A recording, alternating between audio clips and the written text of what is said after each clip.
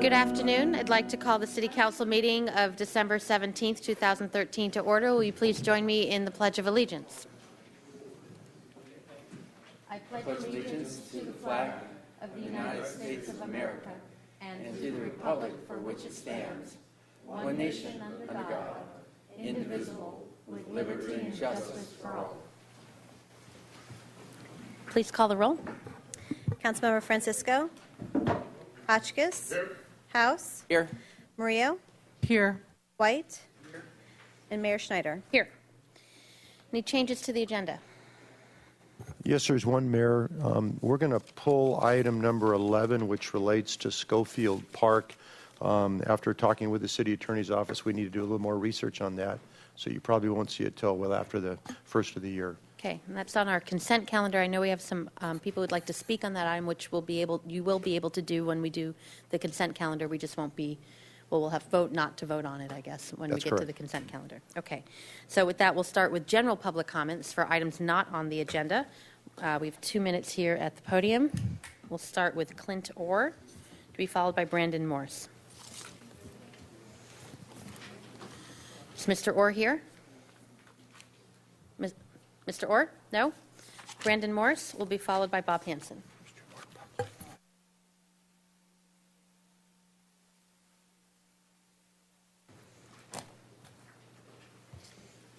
Well, thank you for your time, Madam Mayor, members of the City Council, members of the City Council. First, I just want to start off the day by thanking you guys for your service, and I know that it's been a tumultuous year, and there's going to be a lot of hard decisions that are going to have to be made here in the not too distant future here in the city of Santa Barbara.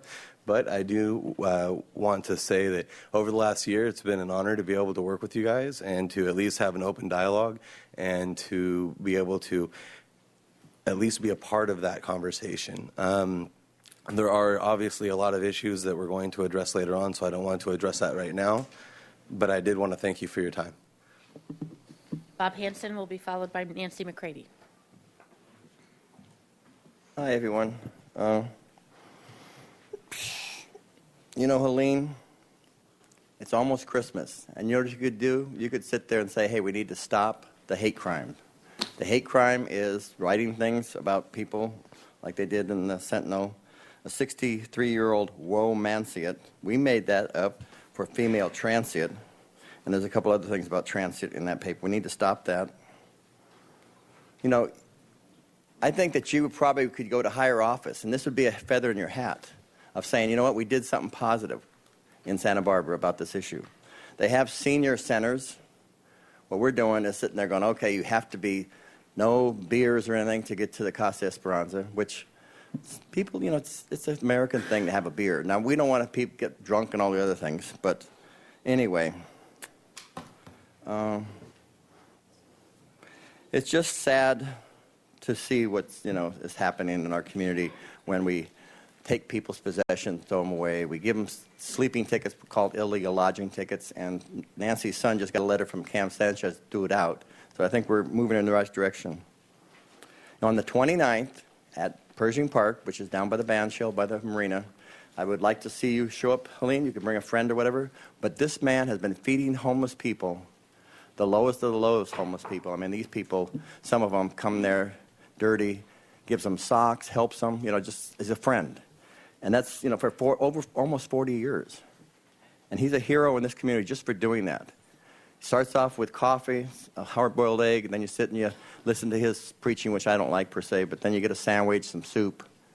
And that's been happening for like almost 40 years. So anyone in this community come down and, you know, just thank him for just showing some respect for, quotes, an unhoused citizen of this community. Because once you're here for about 30 days, you are a citizen of this community. Your time's Thank up. you. Nancy McCready will be followed by Lee Moldaver. Ethan doesn't. I just wanted to let you know what's happening. I have a friend who's an attorney, and he's interested, very, very interested in finding out why people's stuff is being taken by the people that are contracted through the city. One is Go Green, and the other is, I don't know, the Parks and Rec Services, the Creek Cleanup Committee, I believe it is. And very interested. We have been having people fill out these forms to turn in for claims, and I think it's kind of stupid if we just don't get together and put an edict out there to these people you contract with to please post a 48-hour notice before they clean up. The police used to do that. They used to post a notice before they were to pick up what is called abandoned property. And now they don't have any notice. They don't have anything to help them retrieve their stuff before it's taken. So I just thought, well, maybe we can do something about that. Lee Moldaver No, there's no will be restrooms. followed- Lee Moldaver will be followed by Jeff Bard. Afternoon, Madam Mayor, members of council. I'm Lee Moldaver speaking as a private citizen. 2 minutes isn't enough to wish you all safe, happy holidays and to go for your administration and staff for all that you've done and to say thank you for Grant House as he wraps up 8 years of service, or to say goodbye to my old sparring partner, Bruce Allen, who passed away recently.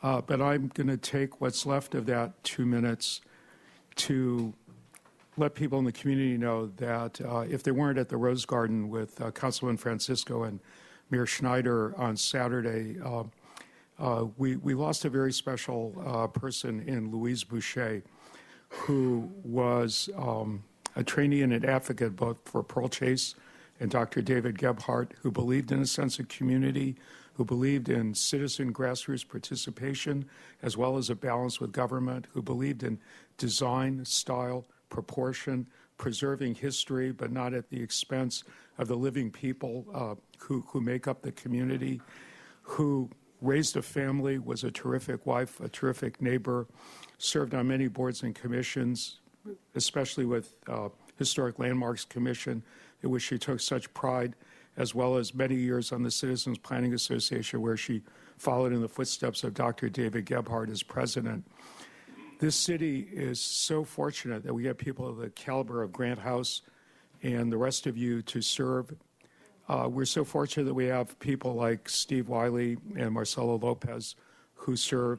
And we are so lucky that we have people like Louise Boucher, who could have been successful in any walk of life and overcame her public shyness to give everything she had to build a better community than what she found. So I want to recognize her passing. I want to thank the mayor for coming, and I want to wish you all happy holidays. Thank you. Thank you. We'll be adjourning in Ms. Boucher's memory today. Jeff Bard will be followed by Rick Morse. Madam Mayor, members of council, the meningitis B epidemic has put us in the national spotlight, and of course, proper disposition is essential to city business for a variety of reasons. The state, according to the Los Angeles Times, state officials have requested of CDC for an investigational new drug application, which would be presented to the Food and Drug Administration for the Bexsero vaccine. It's been approved in the UK, throughout Europe, and Australia. It's a very good vaccine from what I can see. It's actually a brilliant technological breakthrough. The meningitis B that we see on campus is not related whatsoever to the meningitis outbreak in Baja California, which now counts 7 dead and 20 stricken. It is actually very prominent in UK.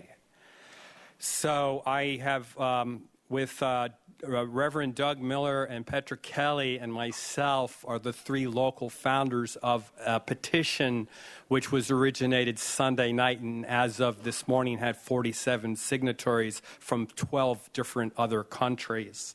And the Dr. Thomas Clark and Dr. Thomas Friedan, who I remember very well from when he was New York Department of Health, they're very, very competent people, but they're taking a cautious wait and see. So I think that the people that want to get the vaccine to our kids need to speak up now at all levels. Certainly if the state can do it, the municipalities and the county can do it. So you are in receipt of the petition, and if the CDC doesn't approve by mid-January, I would really urge public officials as individuals and also as public bodies to throw their weight behind the approval of the IND for Bexsero. It's the welfare of our kids and, frankly, our image and reputation as a community that's at stake.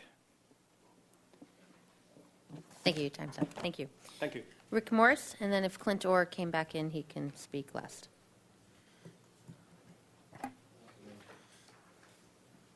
Madam Mayor, members of the City Council, my name is Rick Morse, and I apologize. I filled out the comment card wrong.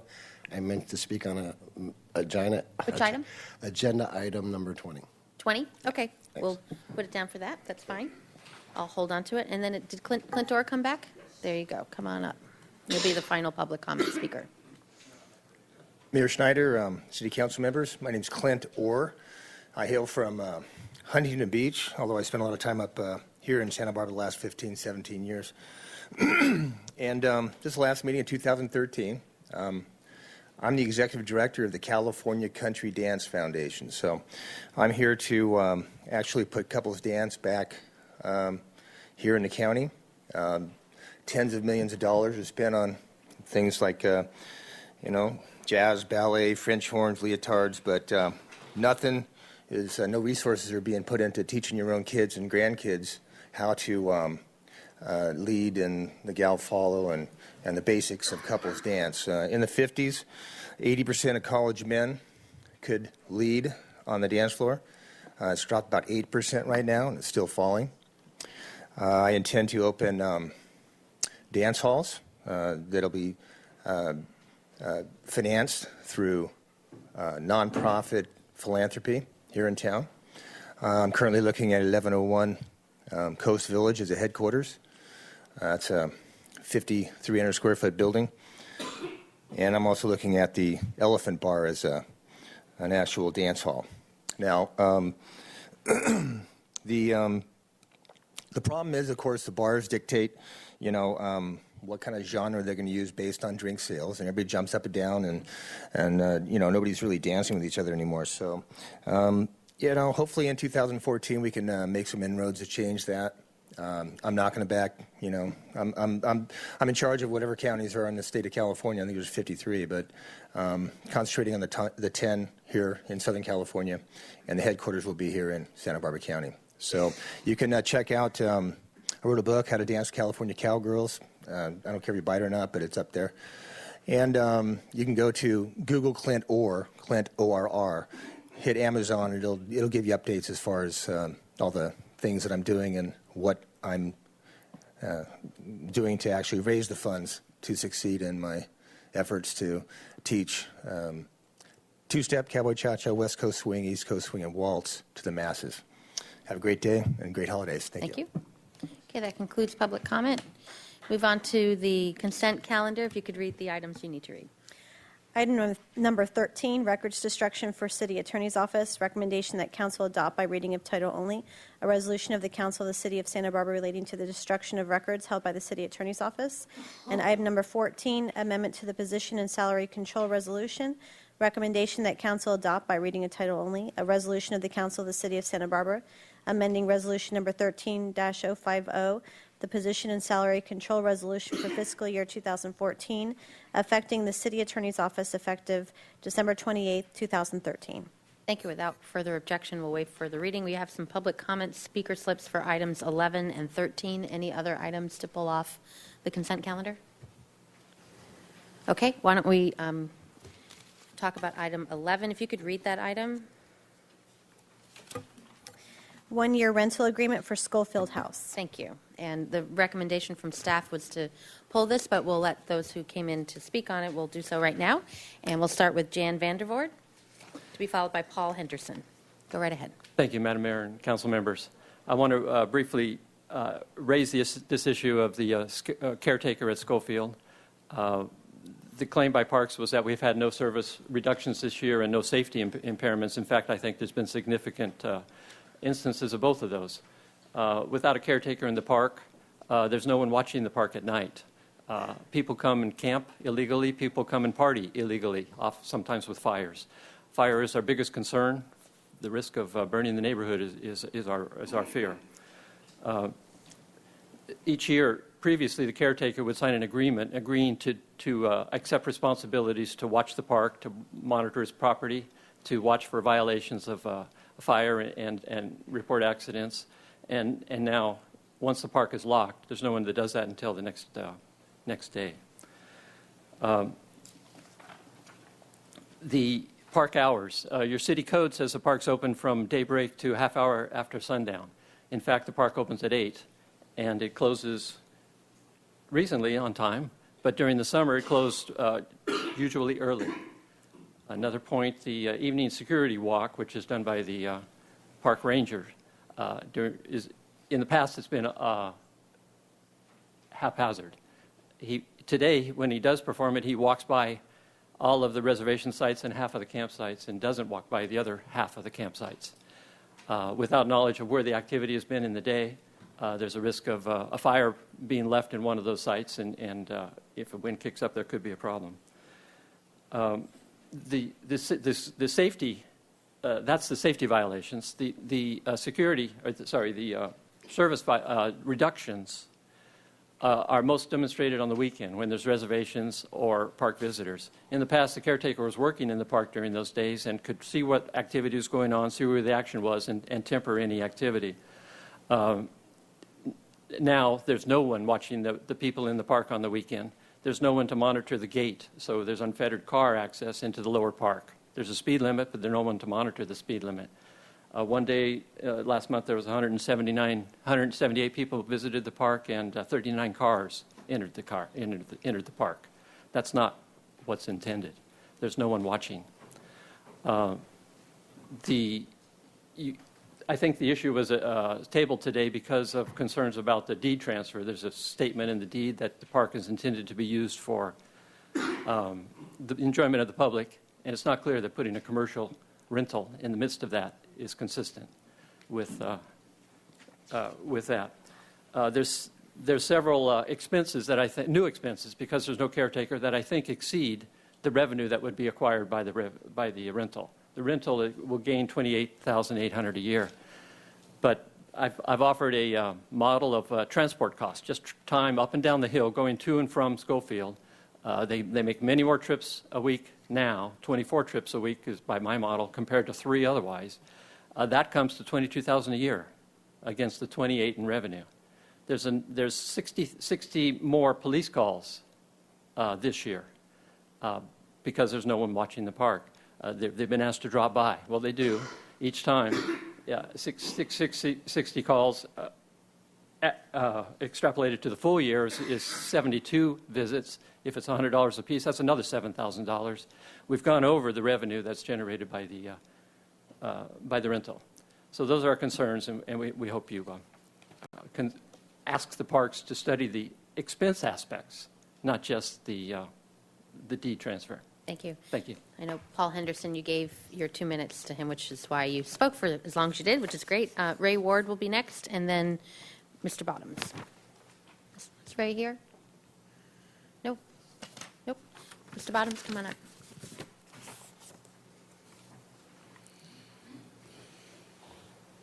Dear council people, thanks for having me. I'm Bud Bottoms, longtime Santa Barbara, and I'm proud to say that some of my mentors were Dwight Murphy, Pearl Chase, and Hobart Schofield. I'm here to remind you of their legacies. They and other civic-minded people like Franceschi, Alice Keck Park, and Douglas family all gave their lands to the city for the preservation of Santa Barbara's natural beauty and for the benefit of future generations. I recall Hobart Schofield telling me over 4 years ago that the city had accepted his offer of that property as a park. He was ecstatic because he wanted to see that the property would remain natural and protected, and that in this way it should be. But because it lies on the outskirts of the city and the edge of a forest, it needs 24-hour protection for many reasons. For example, in the 60s, during the rattlesnake fire, had it not been for the caretaker and the big parking lot as a fire break, those of us living in Rattlesnake Canyon would have lost our homes. I know because I built a home across the street from the park, and prior to that, lived in the old Schofield house, which my son Timothy eventually bought. Also, as more and more hikers park and use the Rattlesnake Canyon Trail, there are more potential accidents, fires, and thefts, and also possible damage to the park. The full-time caretaker has been a support and alarm in the past. The park's a wonderful place for community groups to meet and for youth to experience their first overnight camp out. All of these activities require an on-site caretaker. For all these reasons and more, Schofield should have and deserves a full-time caretaker. Thank you for your time. Thank you. Okay, it's to the council. There's a recommendation to table this to a future council meeting. Unless there are any questions, is there a motion to that? So move. Moved and second. This is item 11. All in favor? Hold on one second. I'm sorry. Did Could you have a clarify question? the motion, please? The motion was to table this to a future council meeting. Is that correct? Or just withdraw it and we'll schedule it. Either one's works. Is that what is, I understood it to be tabling it as just to pick one. does it matter which is which? Aren't they the same thing? Madam Mayor, I believe the term table means to put it at the end of the meeting possibly, and continuing it or would be to put it on a future date, unspecified, or just pulling it would mean that the city administrator would bring it back at an appropriate date. Okay. So I said table it to a future council meeting, but whatever. All right. Get my terminology correct. So to clarify, the motion should be to Continue. this item to a future council meeting. Are we okay with that, We're okay with that. Mr. Motion? And is there a second? Second. Any other questions? All in favor? Aye. Okay. Item number 13, we had a public comment speaker. This is the records destruction for City Attorney's Office. That was already read. So, Mr. Morse, if you'd like to come on up.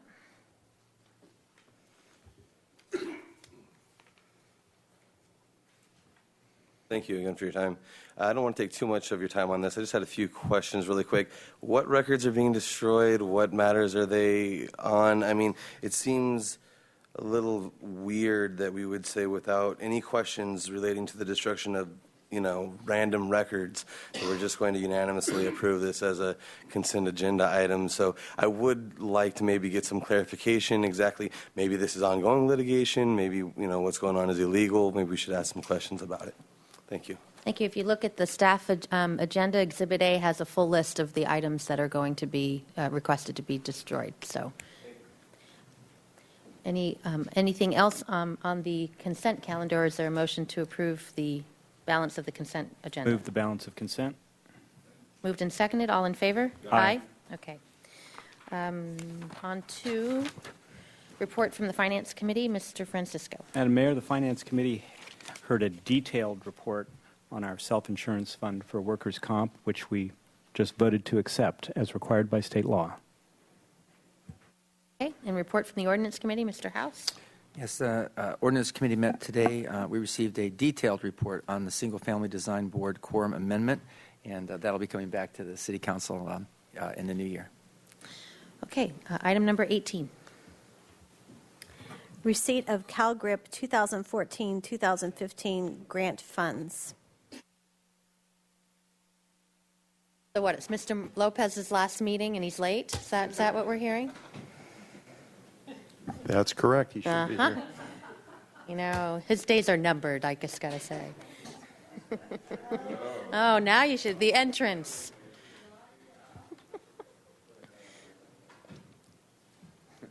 Whenever you're ready, Mr. Lopez.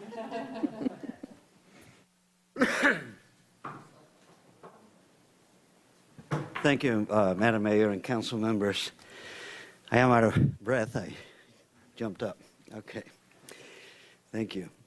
The purpose of this agenda item today is to request your authorization to accept a $500,000 CalGRIP grant that we just recently received. We're also asking you, as appropriate whenever we receive grant funds, is to increase the authorization to accept these funds. And lastly, to authorize the city administrator to enter into the agreements to be able to receive the grant as well as to disperse the grant. The City of Santa Barbara submitted a CalGRIP application with various partners. They include the Community Action Commission, the UCSB, the Council on Alcohol and Drug Abuse, the District Attorney's Truancy Program, the County Probation Department, among others, the County Office of Education. And the purpose of this grant was to provide services to 120 youth between the ages of 14 and 18 years of age. And it's primarily an intervention program, and we submitted a competitive application and we received it. It's very similar to some of the programs that we have operated in the past, but with a focus on serving the 120 youth. The second part and different part of this particular grant application is that it includes an evaluation component that's going to be done by the University of California, Santa Barbara. The overall objective of this grant is to achieve an overall reduction in gang involvement and youth gang violence. And we have submitted grants in the past, and we have had them funded, and we have been successful in many respects. So we have accomplished the prior grant objectives, and as a result, we have a good track record to be able to prove that we can do the task. I'm particularly pleased this year because not only did we get funding, but also the City of Carpinteria received funding, and a grant of $500,000. And also the City of Lompoc received funding, a little less than $500,000. And I think these grant applications, I know these grant applications were put together as a joint effort, and we provided a lot of staff support to help both cities to apply for these grants. For Carpinteria, it's a second grant that they have received, and for Lompoc is a second grant that they have received. And three of us in 1 year from Santa Barbara County, 3 cities, were able to receive these grants. So that makes me particularly pleased. The grant of $500,000 includes a match. So it means that various partners will provide matching funds, and these are primarily in-kind contributions. They include the Community Action Commission, as listed on your agenda, the University of California, Santa Barbara, CADA, Council on Alcoholism and Drug Abuse, the Santa Barbara County Office of Education, the Santa Barbara County Probation Department, and the Santa Barbara County District Attorney's Truancy Program. There are staff here from the Community Action Commission, Saul Serrano, who is the task force coordinator, as well as Mr. Arroyo, Cesar Arroyo, who will be overseeing the CalGRIP grant this year. And we also have Meredith Costin with the University of California, Santa Barbara, who is going to be partnering with Dr. Sharkey in doing the evaluation component. And they're here in case you have any questions. Thank you. Do we have any speaker slips on this item? No? So it's to the council? Madam Mayor? Yes, Mr. Francisco. I would move that we authorize the receipt of the grant, that we increase the fiscal 2014 budget to note that fact, and we authorize the city administrator to enter into agreements to accept and distribute the funds. Is there a second? Second. I'll just say, Mr. Lopez, this has been something you've shepherded over the last 6 years, but in particular in connection with the task force on youth gangs, and to see the collaborative nature on this that was just not existent 6 years ago, I think is a testament to your leadership. So congratulations. It's a nice way to end your tenure here in Santa Barbara. So thank you for your work. Madam Mayor, if I may, in that regard, I thank you for those words, kind words, but I really want to thank the Community Action Commission for stepping in at a time when others were not eager to get involved with this issue. They became the host agency.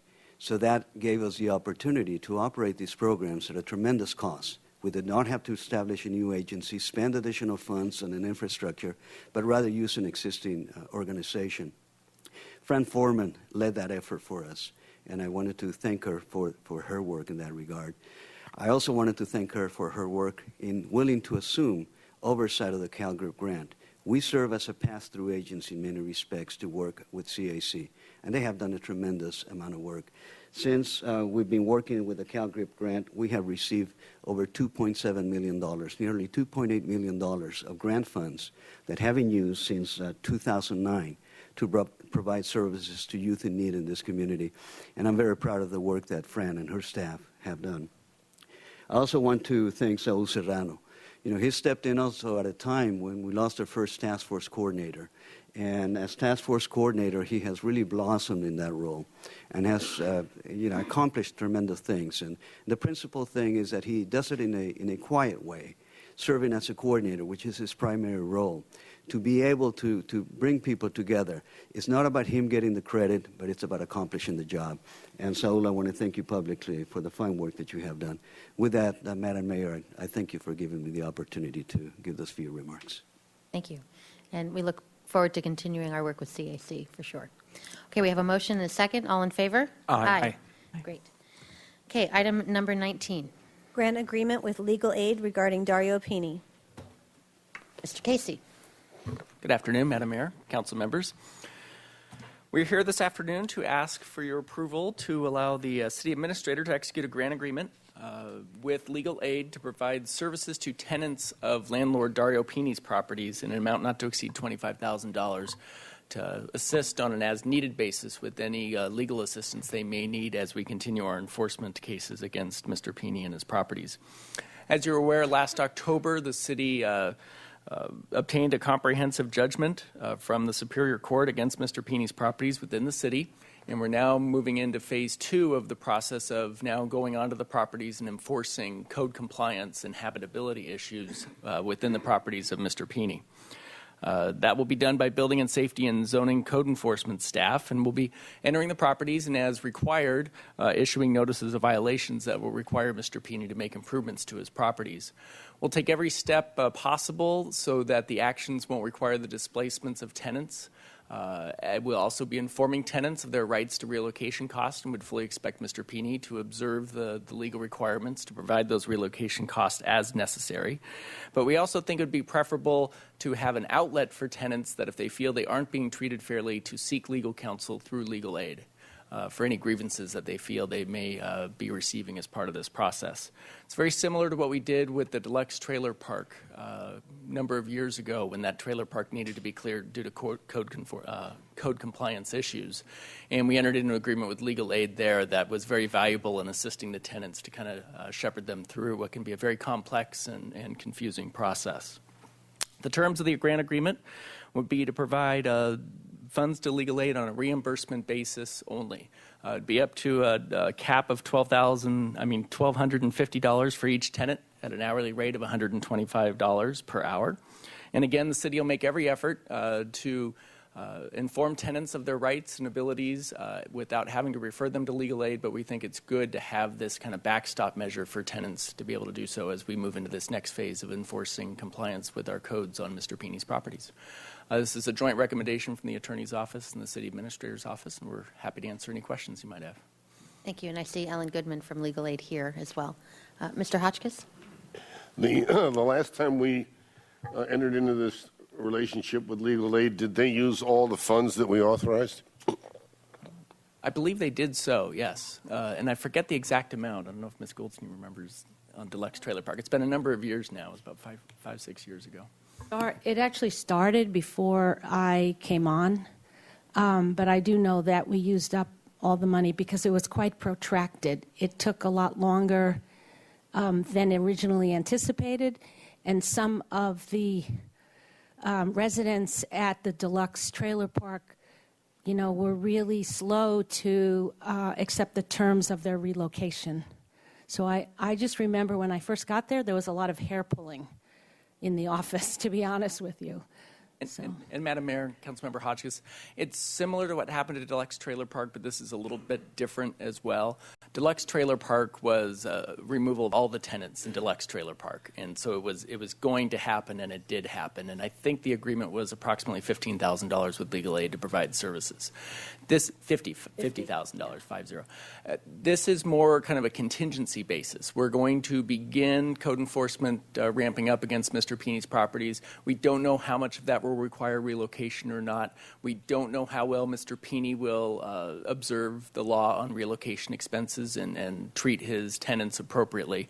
And so that's why this is a up to not to exceed $25,000 on kind of a contingency basis, so that we have somewhere to refer tenants to on an as-needed basis.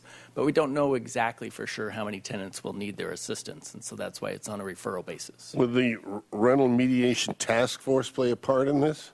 Madam Mayor and Councilmember Hotchkiss, yes, that's another avenue we have for tenants to access is the Rental Housing Mediation Task Force. And sometimes that might be the appropriate venue to get success there, but other times it may require more in-depth representation of the tenants. Would that be the first choice to go there rather than to use these funds? It depends on the situation and kind of the facts of each tenant in the case. It certainly is an established process we have with already funded and in place, and so we'll certainly use that as appropriate as well. If we didn't supply these funds, how would it be handled? Well, that's kind of the unknown is, will tenants be left in kind of some sort of limbo and uncertainty in dealing with a relocation issue and not being treated fairly? And if it's not satisfied through rental housing mediation, they're left unrepresented, and often these are lower income tenants that don't have the resources or capability to kind of access other services to represent their rights. And so we think it's good form on us as the city kind of coming in and enforcing on this large swath of properties across town of Mr. Peeney's to be able to give them an avenue to have some representation if necessary. If it was a different landlord, would we be doing the same thing? You know, that's a fair question. We don't do this on other code enforcement cases. I think this is a little unique because it's such a comprehensive judgment we got in Superior Court against Mr. Peeney, and we're going to be so proactive in going out and enforcing the code compliance now following up on the judgment that we think this just is a little unique circumstances that requires a unique response. So Mr. Peeney's costing the public an extra $25,000? Could be. Potentially. Mr. Peeney also paid $35,000 to the city. What's that? As part of the settlement, Mr. Peeney paid $35,000 to the city. Right. So, in essence, we're using that. One could argue we're using that money. Is that where we're getting these funds from? You know, we got a judgment of $35,000 that was put into the general fund last fiscal year. We're asking you now to appropriate $25,000 from the appropriated reserves, also from the general fund. So you can look at it that way. I understand. Thank you. I would also just add on the Rental Housing Mediation Task Force is definitely the first step to go, but mediation being the key there, and you need all players involved to be willing to mediate. And given the history and why we even got to this settlement, I think past performance might show that future behavior means no mediation. So to have that extra enforcement side and have some legal assistance for tenants who wouldn't otherwise have the ability to get the legal assistance makes a lot of sense.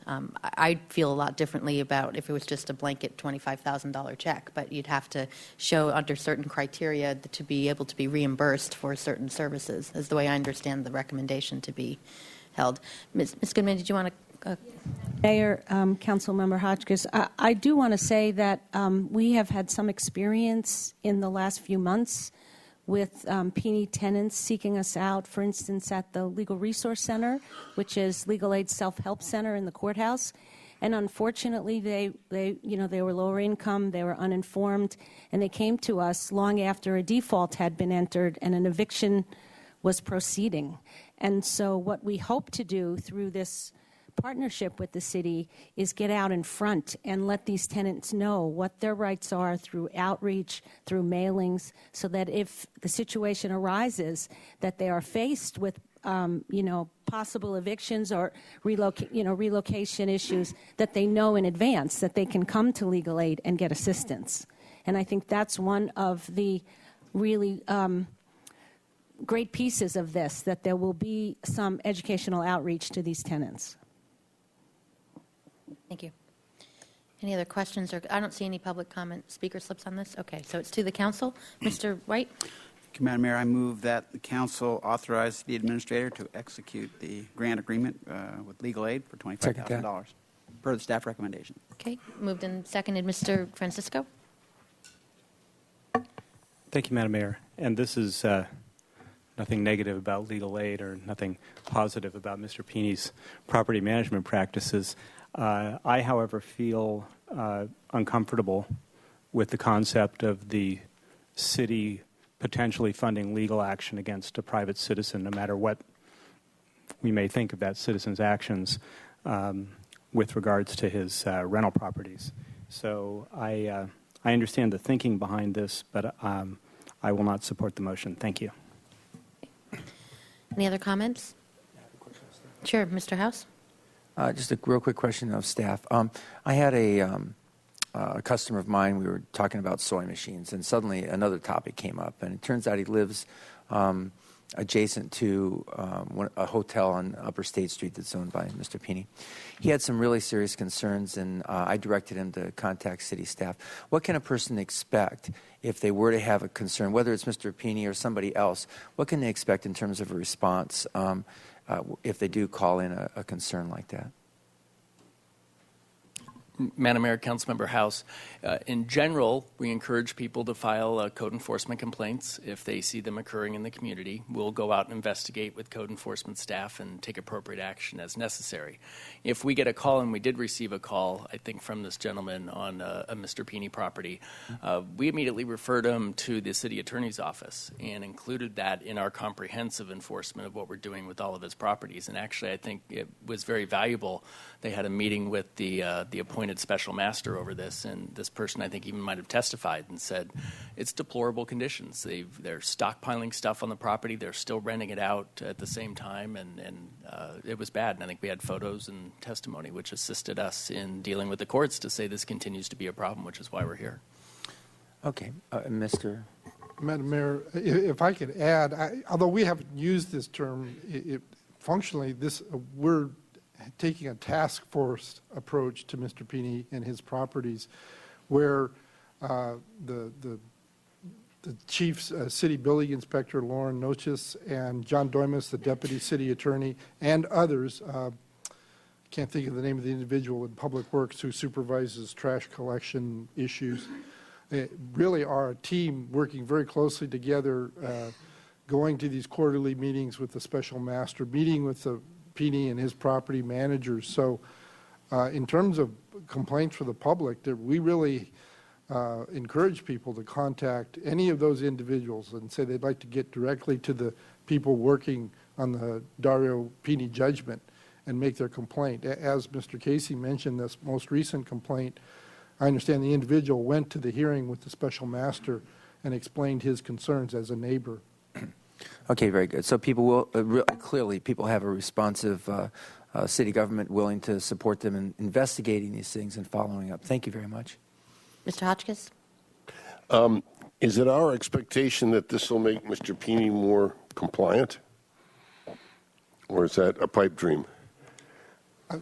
Madam Mayor, I'll Riley? respond to that because I've dealt with Mr. Peeney for more than 30 years, and I've got some pretty strong views about it.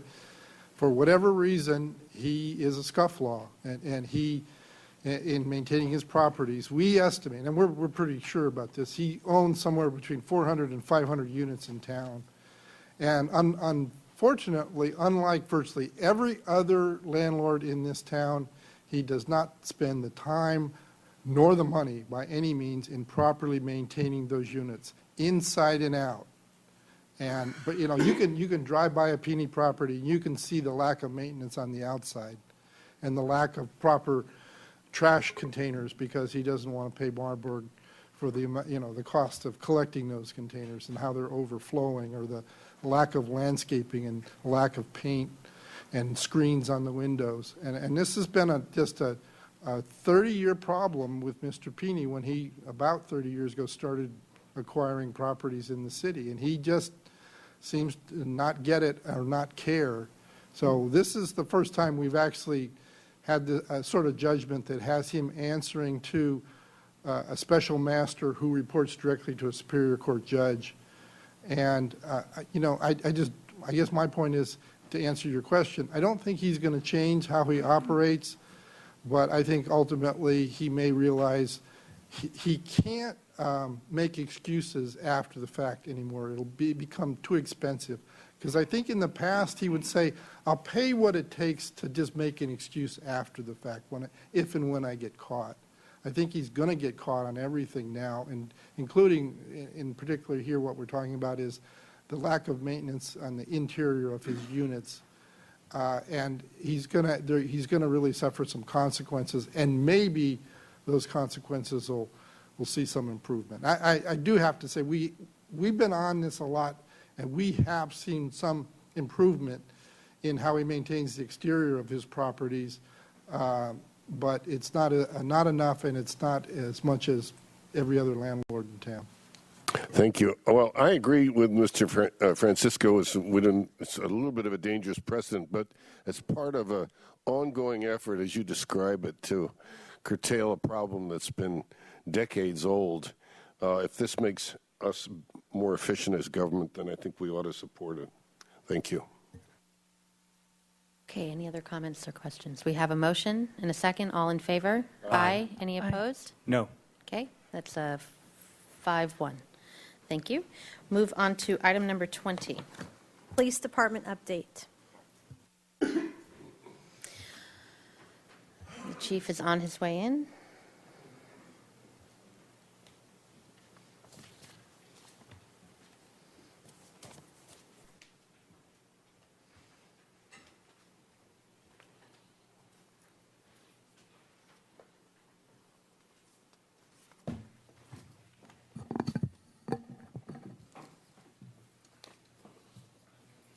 Whenever you're ready, Chief. I'm ready, ma'am. Off you go then. Thank you. Thank you. I'll be sharing with you today an end-of-year report comparing 2012 to 2013 in terms of statistics, accomplishments, and also share with you some ongoing partnerships within the school district and the rest of the community in terms of youth programs. As you are aware, we're a full-service operation. We're dedicated to keeping the community safe from crime and the fear of crime. That's our goal. Along with enforcement and investigative efforts, we're immersed completely in community policing strategies, and some of which I'll mention today. Recently, as you know, we concluded an investigation called Falling Dawn. A few weeks ago, we did a press conference on this operation. This was a long investigation that took a lot of time, a lot of effort on a lot of people's part. And the department's aggressiveness in investigating violent crime is a priority for us. We dedicate many hours in a variety of ways to accomplish this with technology and other just hard police work to get the job done in terms of addressing the issue of violence in our community, which will not be tolerated. This one particular operation, Falling Dawn, we made 68 arrests of gang members or associates. The crimes included murder, attempted murder, kidnapping, torture, and drug sales. During this investigation, we picked up a few firearms, as you saw in the news, and you can hopefully see a little bit of that on the screen, rifles, guns, and we had some drug paraphernalia on the right. And the 68 photos are there. There were 2 juveniles, I believe, arrested whose photos are not there. There's a better picture of the seizures of guns and ammunition. This was November 11th this year, that we took off of the streets during search warrants of many of these 68 individuals, which clearly shows violent tendencies when these weapons are confiscated by our detectives and patrol officers. Moving on to calls for service, in 2012, we had over 3,900, I'm looking at the very bottom of that, 3,900 plus calls for service in 2012. In 2013, so far, we have a few days left in this year, but as of the last couple of days, we've had a little over 36,000 calls for service, but we're about mid-month. But those statistics that you see there are probably 2 days old now. The important thing is at the top with priority ones. In 2012, we were responding to calls of emergency services in 6.2 minutes. Our goal has been 6 minutes. And in 2013, so far, we're getting there in 5.8 minutes to priority ones. Priority twos that are also emergencies but not life-threatening, we went from 13 minutes in 2012, and currently we're at 12 minutes and 8 seconds in 2013. I won't go over all of those numbers. You have them in front of you. But the bottom line is that we're doing much better in response times, and we get into those calls, especially the high priority 1 and 2 calls, in outstanding time.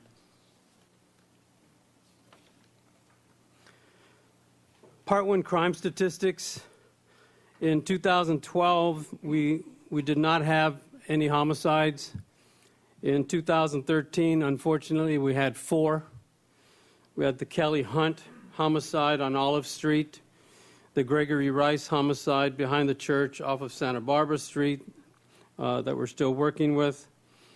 We had the drag racing incident on Foothill. That was a homicide. And then, unfortunately, the young lady recently, about a week and a half ago, was the 4th this year. If you look at the other statistics, we'll go down the list. These are all very important. In 2012, we had 48 rapes. As of today, 34 in 2013. Robberies in 2012, we had 100 robberies, 75 so far this year. Aggravated assaults, 281 in 2012, and we're a little over 300 in 2013. So total violent, 430 in 2012, and as of today, we're at 421 for 2013. Our burglaries have gone down. As you notice, we had quite a challenge with burglaries in 2012, but we weren't that low, but we were under 500, or we are at under 500 as of today, with 457. What did go down in a great way were the grand thefts of automobiles from 152 to 128, and burglary theft from motor vehicle really went down from 534 to currently 371. A lot of this is because of the quite a few arrests that we've been able to make of our suspects who were breaking into cars, and I think the Bureau did a great job of knocking that number way down. Other thefts, 2007 and 2012, and a little over 1,500, almost 1,600 to date in other thefts. Property crime went down, as you can see, and total Part 1 crimes went down. Again, although we still have a few days left in December, I do not foresee that number going up over 3,700 that we had in 2012.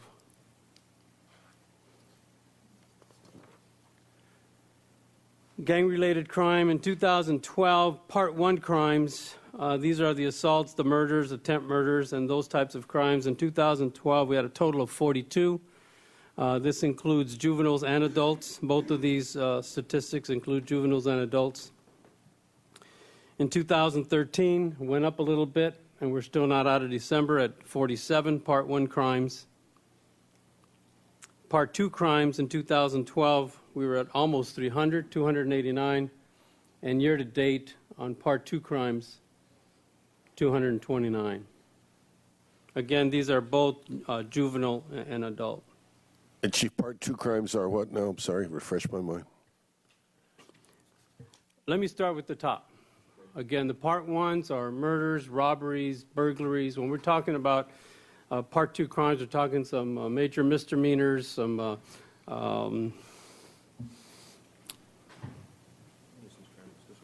disorderly conducts. Those types of crimes would be Part 2. DUIs are Part 2 crimes. One of our priorities for years has been how we work with our homeless community and our homeless / mentally ill community. Madam Mayor, I'm sorry, Chief, before you move on to restorative policing, so if we could go back to the last slide, can you explain how a DUI is gang-related? Were they doing something gang-related and drunk driving at the same time? In some cases. Okay. Okay, if I may ask for a breakdown of these I guess 2012 and 2013 Part 2 crimes that are gang-related? I mean, not now, obviously. I'll get but- them for you. Thank you. With restorative policing and working with our homeless community, not just on State Street, but in the parks, on Milpas, near the shelters, at the beach, these are these numbers here. In 2012, our restorative policing officers, along with our, I like to call blue and yellow shirts, our civilian employees who assist us with this, we've had over 4,000 follow-up visits with some of these individuals who are still homeless. Some of these numbers in the 4,000 clearly are repeat clients. But what that says is that we continue to work with them. We continually try to get them services. Some are resistant to services, some are not. But that does not mean that we don't stop trying to get them into some sort of service. Our new placements, 120, and I'm going to ask Sergeant Olson to come in and grab this mic. Sergeant Olson is on his way out of restorative policing and going to internal affairs. So I wanted to have him here to publicly thank him for all his hard work with restorative policing. He's really done a fabulous job along with his team and with our civilians that he supervises. And I wanted Ed to talk about slides 7 and 8 because these are his numbers. This is what he works with, and I'd really rather have Ed, who does this on a daily basis, explain to you what these two sheets mean, starting with in 2012 with the follow-ups. That's fine. Madam Mayor, City Council, as for numbers from 2012, follow-up visits, that's exactly right. There are a lot of repeat customers there. I think when we deal with homeless, that I ask that we all change our paradigm and what that looks like. You don't simply help somebody and then move on. These are lifers. They're going to continue needing help for the rest of their life in some form or fashion. So when you see the number 4,083, that's the number of times that our officers or civilians have reached out to people that they're either currently helping or have helped along the way and keep those lines of communication open to ensure that they're still getting the help that they need. It's a vast number, and it's a number that, we're happy to rally around because it's the type of work that needs to get done. New placements, it's 120 people that have been taken off the streets and put into some form of placement. It can be as simple as a detox facility, or it could be something as elaborate as a 2-year structured program. And there's a number of them that we refer people to. Some of these people, those might also be a little redundant as well. You could have people that we've put into detox and then they've moved into a 2-year plan. So that would be 2 placements, if that makes sense. Calls for service intervention. 254 times officers Hove or Burley specifically have responded out in the field to help with an officer because they're dealing with somebody in a state of crisis that looks like they're ready to make that transition. Reunifications, this is when we've reunified homeless subject with family members or some other support group that they have long-standing with. Special. Is that generally out of town, or is that in town and out of town? It's both. Both. Special projects. A special project is anybody we wrap our arms around to help them transition. Many times we're revisiting people several times before they actually make that jump into sustained sobriety. So again, at any given time, on any given day, we want both officers, Burley and Hove, to have a minimum of 35 special projects on any given day. For 2012, we had just over 2,000. And then in VA assisted, we were not tracking the number of people we were helping through VA assisted programs in 2012. I believe we did that at the request of Councilman Hotchkiss in 2013. Follow-up visits, you can see that there are fewer follow-up visits in 2013 than in 2012. That's a good number. That's what we want to see. What we're seeing is that social services, ADMHS, all the groups that are designed to actually do post-housing care are actually helping us, so it relieves us of having to do that post-housing visit and keep us out in the street trying to get people transitioning into housing. New placements, 98 down from 120. You'll later see that reunifications went from 30 to 43. So that's actually an increase of 13 people we've either placed into a placement program or through reunification. We've gotten very good at reunification. Reunifications are a little bit difficult, simply because many times we reunify people at their with their family in their homes, but many times there's triggers in the home that have caused people to actually revert back going to the street. So now we have a list of questions that we'll actually go through with the families to ensure that reunification is a wise choice. And we're seeing far better results by doing the footwork on the front end. Special projects went from 2197 to 2471. That means when we are doing less post-housing care, we can be out in the field wrapping arms around people that are ready to make that transition. And then VA assisted. There are 14 people in 2013 that have specifically received assistance through veterans assistance programs, specifically Veterans Treatment Court, which has been hugely popular and successful, and we just had our first graduation. We're very proud of that. Next slide. One of the issues that we do when we talk about data, and this is something that I've been working with C3H, it's hard to understand what numbers look like when you're dealing with people that are constantly going through some form of relapse. So we rally around an annual number. These numbers are a little outdated. These are in July. Every July I run an annual number of successes through restorative court. These numbers are simply only restorative court and not all of the work that we do through outreach and other forums through restorative policing. But in the first 2 years, we had 171 clients processed. 38 of those clients were on the vulnerability index. 52 have since graduated the program after 6 months of no new arrests or citation issuance. There were 119 program placements, 19 of which had multiple placements due to incompatibilities where they were originally placed, meaning they went into a particular program that they just didn't quite get along with, so we moved them to another one. 25 are housed permanently. The big number that we're very proud of is of those 171 clients processed through restorative court represented 6,000 calls for service prior to being involved with restorative court. So you can imagine the amount of man hours involved in helping these people prior to restorative court and then the net savings on the back end. Mr. Hotchkiss? Graduated the program to what? The program basically is a voluntary program. We can't force sobriety on anybody. So there are some incentives with restorative court. We will hold arrests and citations in suspension. And if they go for a certain amount of time, and it's based on the client, it's not based on time. So for instance, if we have a person that might have 32 citations, we'll hold those in suspension, and if they can abstain from drinking and getting any further arrests or citations for that 6-month period, those all get dismissed. And in the meantime, by them taking that opportunity not to get those further arrests and citations, that allows us to work with them in getting them placed, keep them sober, and moving towards a healthier lifestyle. Where are they usually living?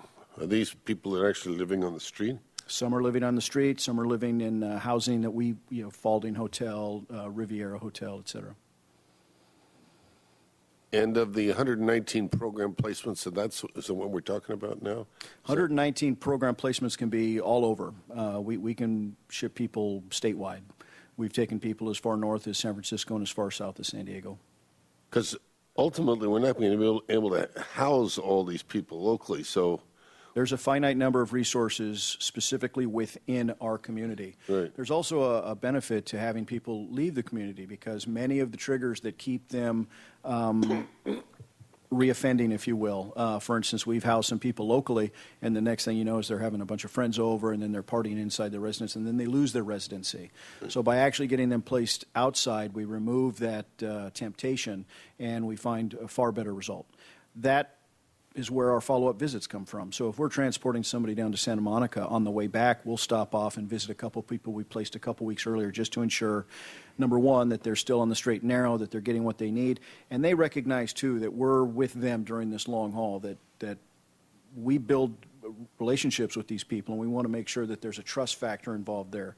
And when we place them, we just don't want to abandon them, because that can be a trigger as well. So they know that we're with them through the long haul, and we're interested in their progress. I'm probably asking the obvious, but is part of this program connecting with somebody in Santa Monica, if that's where they end up in Santa Monica or CARP or wherever it is, local authorities or? We don't send anybody anywhere without having absolute a good plan in place to get them there. And they report back to us, those authorities generally, or not? Well, yes and no. When we're talking about placements, we're talking about health issues or some HIPAA violation issues that we have to be very cognizant of. Right. So the restorative court team can have access to some of that information. The police department in general does not. Yet when we do place somebody, we will go and visit some of these placement centers. That also helps us build a relationship with some of these placement facilities, because they recognize, too, we're just not dropping somebody at their doorstep that we're not willing to stand behind.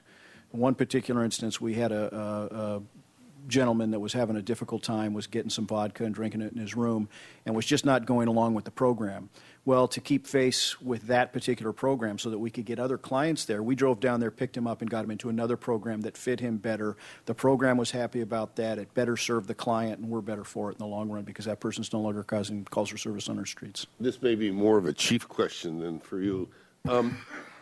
Are we sort of maxed out at restorative court vis-a-vis what we can do now? In other words, if we had more officers besides Hove and Burley there, that might we be able to put more people through this system? I think not really, and I'll tell you why. Because we can have all the greatest programs and as many officers as we can put on the street, and if individuals choose to not go with the program, there's very little we can do. There are some agencies that do it with less than we do it with, because in their city, much smaller than ours, I was just going to mention them, the clients are making better decisions sometimes than ours. So I don't think it's the number of officers, the number of programs, but the ability and the desire of this person to make a change, and we're there for them.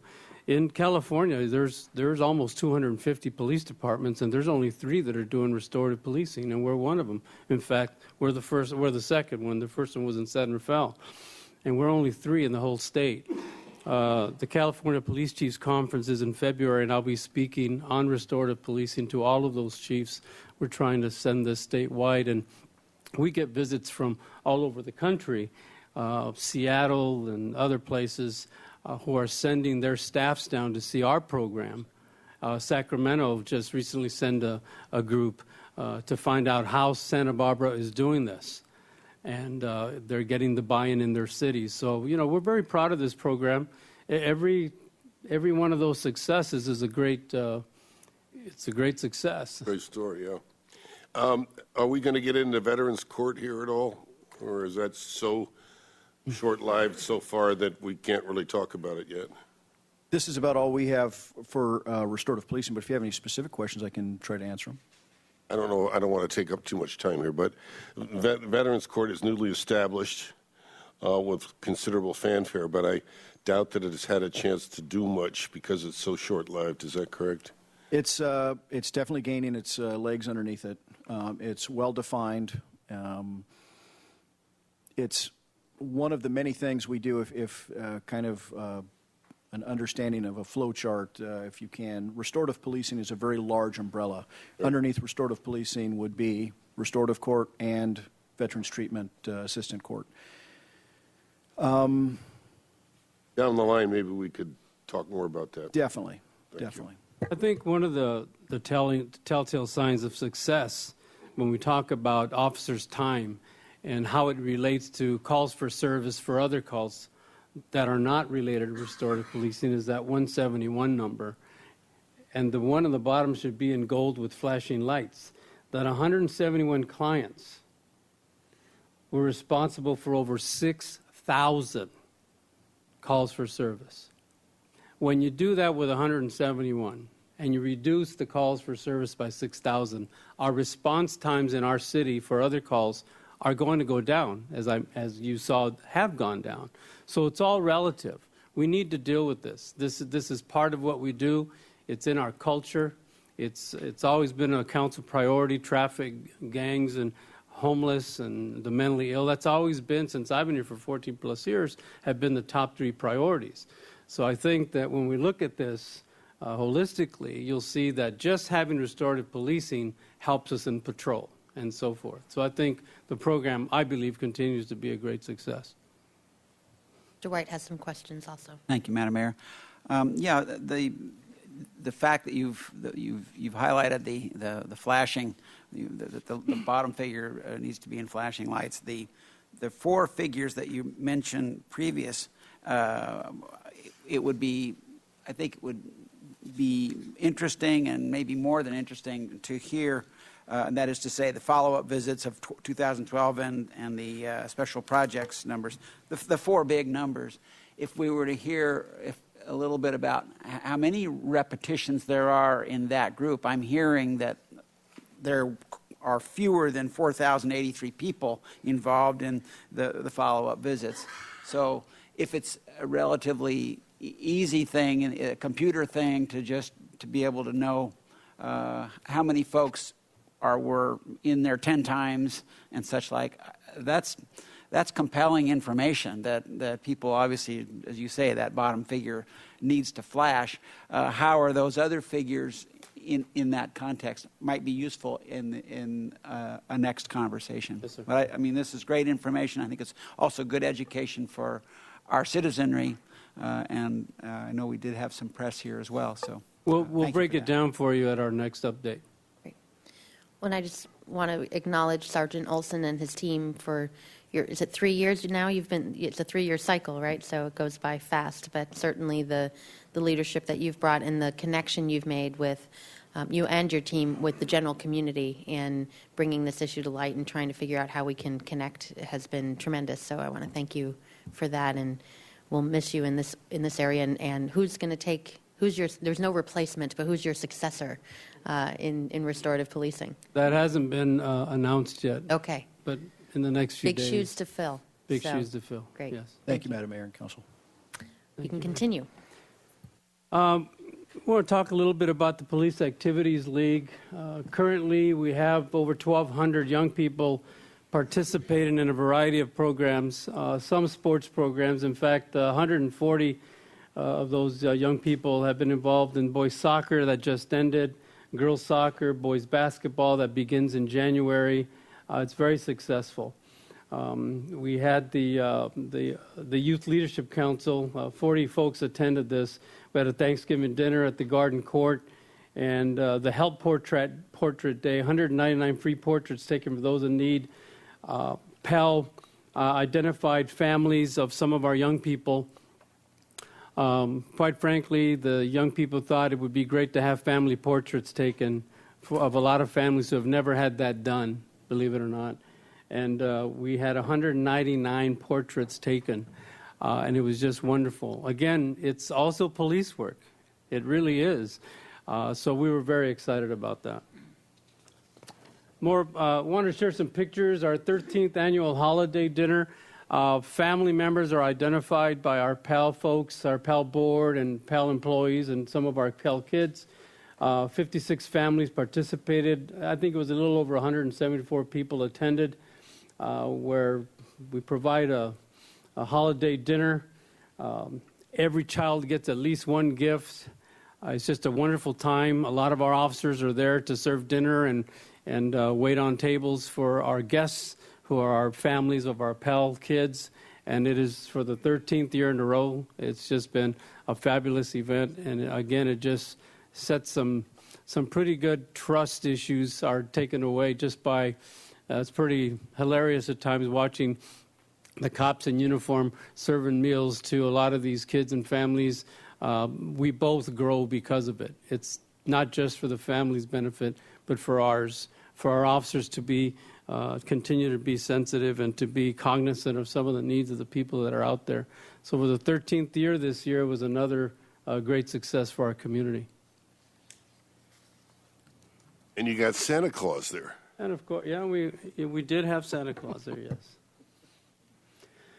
Our beat coordinators continue to do a great job. In 2013, we did 4 Citizens Academies, 2 in English, 2 in Spanish. We had a great turnout. Our last one in Spanish was held at Casa de la Raza, and I want to thank them for allowing us to be there and to do that. It was quite a huge crowd, and it's just extremely successful. Our partnership with elementary schools, beginning this fall, part of our work with the South Coast Gang Task Force on behalf of the police department was to partner with some of our elementary school children. So our 4 beat coordinators, since school started this year, have been meeting with teachers, doing training days, meeting with individual students, individual parents to talk about bullying, violence, drugs, bad influences, and then the other side, being a good citizen, staying in school, being successful. So we have hit, right now, so far we've hit Monroe, Harding, Washington, Cleveland, Franklin, and Adams. We're going to hit the rest and these again in the semester after the holidays. And the beat coordinators are doing a great job of just visiting the kids, not when they're doing something wrong, but we're out there on the playground with them, reading with them, talking to them, meeting the parents at the beginning of school when they drop off their kids and being there in uniform. And we decided to do that as a prevention method and to set the tone of setting, as best we can, a good relationship with our school kids at the elementary school level. We continue to work with those young people in the South Coast Gang Task Force model with our junior high and high schoolers, and I decided that this year, instead of waiting until we're talking about them at the South Coast Gang Task Force, that we would address them at the elementary school level to talk about these things of violence, bullying, and all those sorts of things. So it's worked out really well, and the beat coordinators are working extremely well in doing this in a professional and very dedicated manner. We had 2 prescription drug take-back events in 2013. This has been a big issue. One of the issues is in speaking to CADA, some of the most abused drugs in our junior high and especially in our high schools last year and this year are prescription drugs. So part of our approach to it as a police department was to do 2 prescription drug take-back events in 2013 that were very, very successful in taking some of those legal drugs out of the medicine cabinet and out. And we've had, in 2013, we had 8 Coffee with the Cops. They've been very successful. The Sheriff's Department is now doing it in the county. Ventura SO is starting theirs next month. So again, we've become a model with some of these programs to get out into the community, and they're always very successful and very, very interesting. As you know, we're doing a pilot program at the Franklin Center, and I want to thank Jim and especially Nancy Rapp and Mark Alvarado for being a great partner with the police department over at the Franklin Center. We have an office there. The beat coordinators use it 8 hours per week. I think it's more than that. Many officers are using it to meet people there, to take reports, to visit with people, and I'm going to have some hours there myself after the first of the year. It is a pilot program. We're going to do it for a year and see if it works. Other people are asking me if we're going to do this on the west side. I've told them that this is a pilot program. We're going to get through this program and see how it works. But it is a tremendous partnership in that community, and the community, much of the community has been there to visit with us and just talk to us.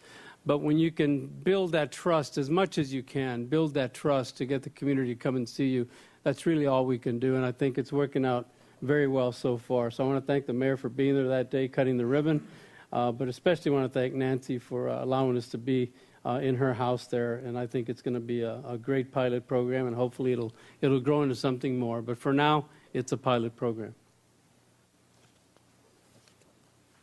Our explorers, we have 19 explorers. Not all of these young people are thinking of law enforcement in the future. There are 2 or 3 that I know of personally that want to be doctors, lawyers, not just cops and probation officers. But our Explorer program is overseen by one of our boss ladies that I like to call her, and that's Officer Casey Butel, who's done a great job of putting these kids in a great position to make great choices. We have 19 of them.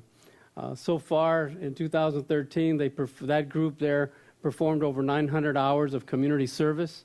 And recently, 9 of them obtained an official bilingual certification, which means that if our police officers need translation help, we can literally use them to do that.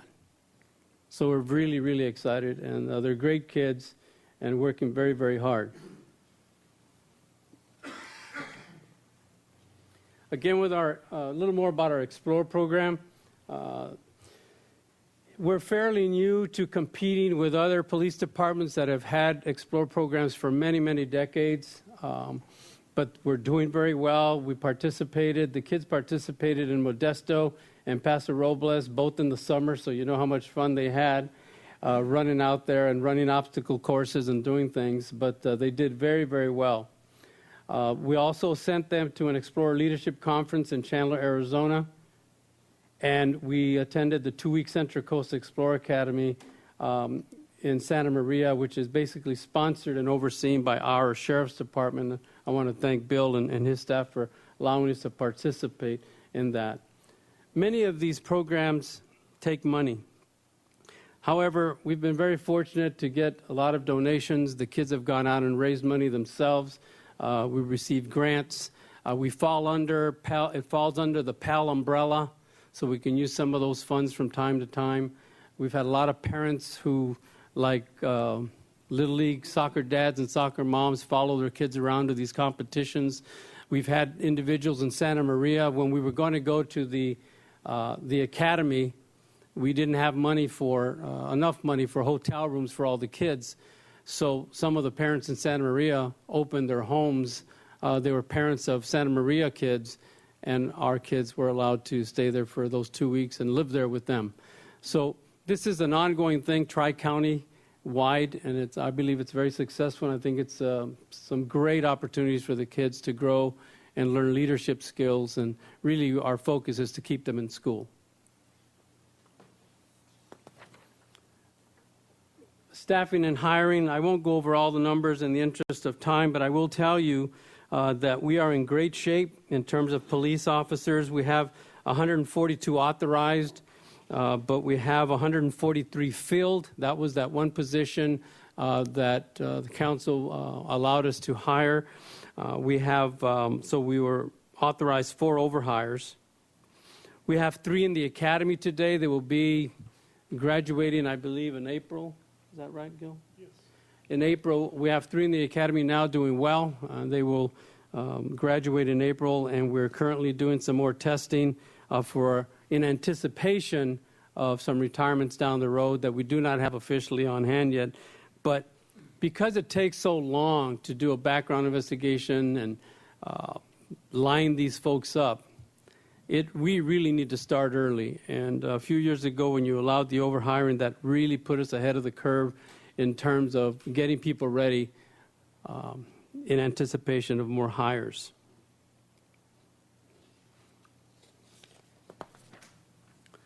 Backgrounds, I'm sorry, Mr. White. Just wanted to check on I didn't catch that fast enough to see about the dispatchers. I know that's been an issue in the past.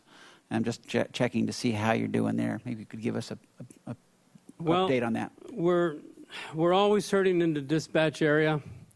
I'm not sure we've ever been full in terms of the TO that we have. We have 18 authorized. We have 13 filled right now, so we have 8 vacant is what this says, and that's where we are. But as you'll see on the next sheet, we're doing backgrounds. We're trying hard to get these people in. I will tell you that people will tell you that a cop job is the most difficult. Well, not necessarily. Dispatching is a tough job. It's a stressful job, and there's a lot of pressure with that job, and it's not for everyone. But like in the cop form, it's in the backgrounds that they fall. But we continue to do that, and statewide we're not unique. Dispatchers are hard to find and mostly keep.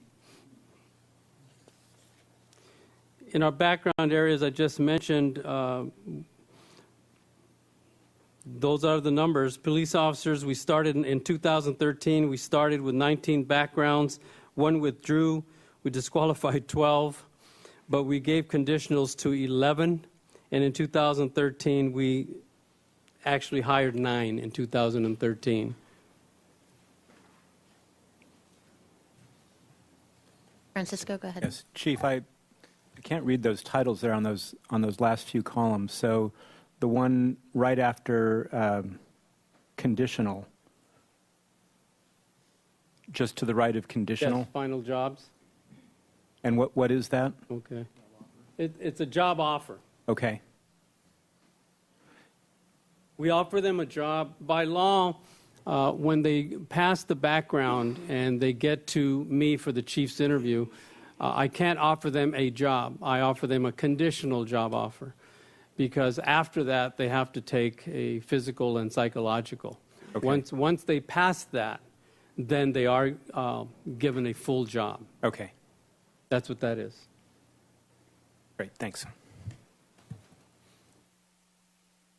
Lastly, I wanted to talk to you about a new partnership that we have with Santa Barbara High School and with San Marcos. The Royals are going to jump me now. Are they here? Can you stand up for a second?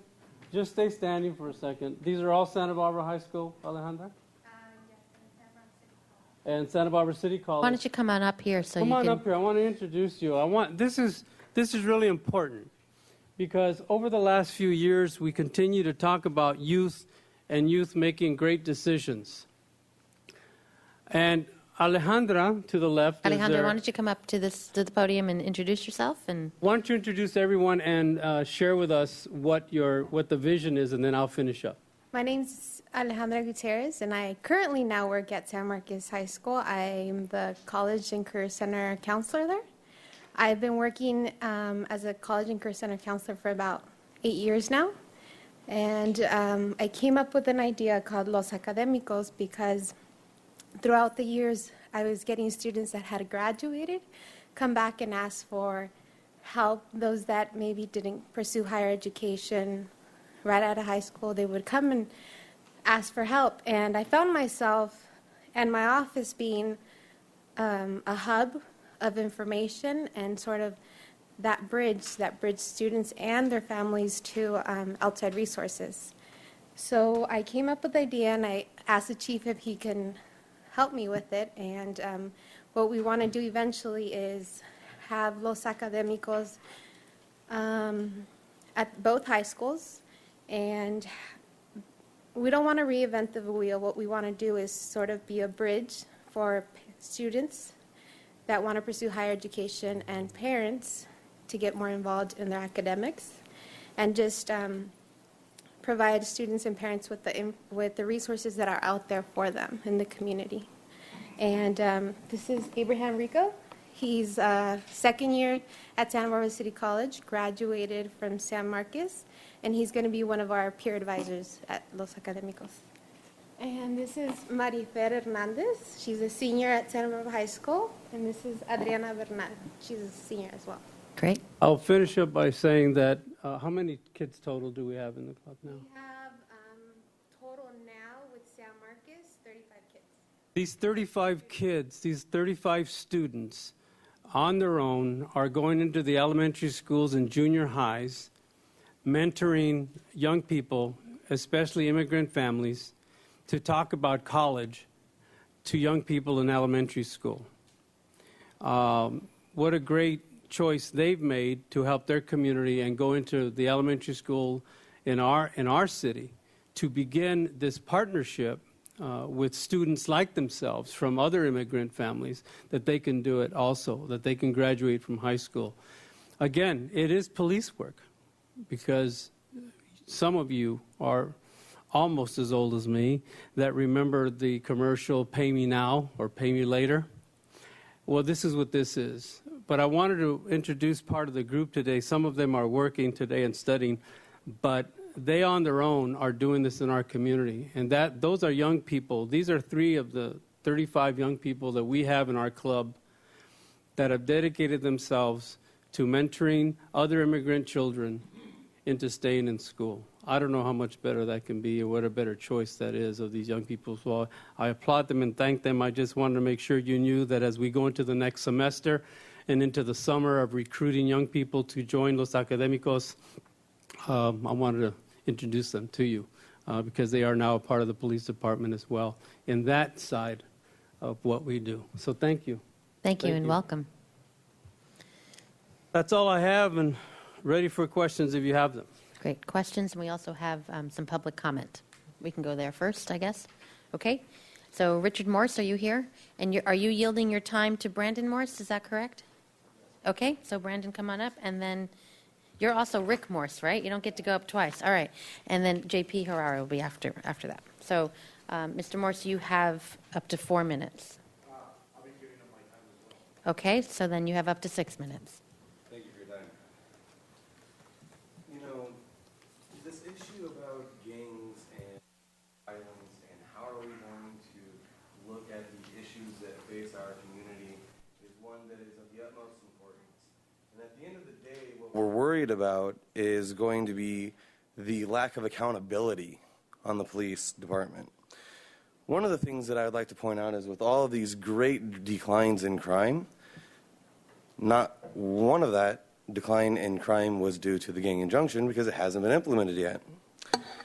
We're wanting to know where we are getting the funding and how we are justifying the funding for these gang programs.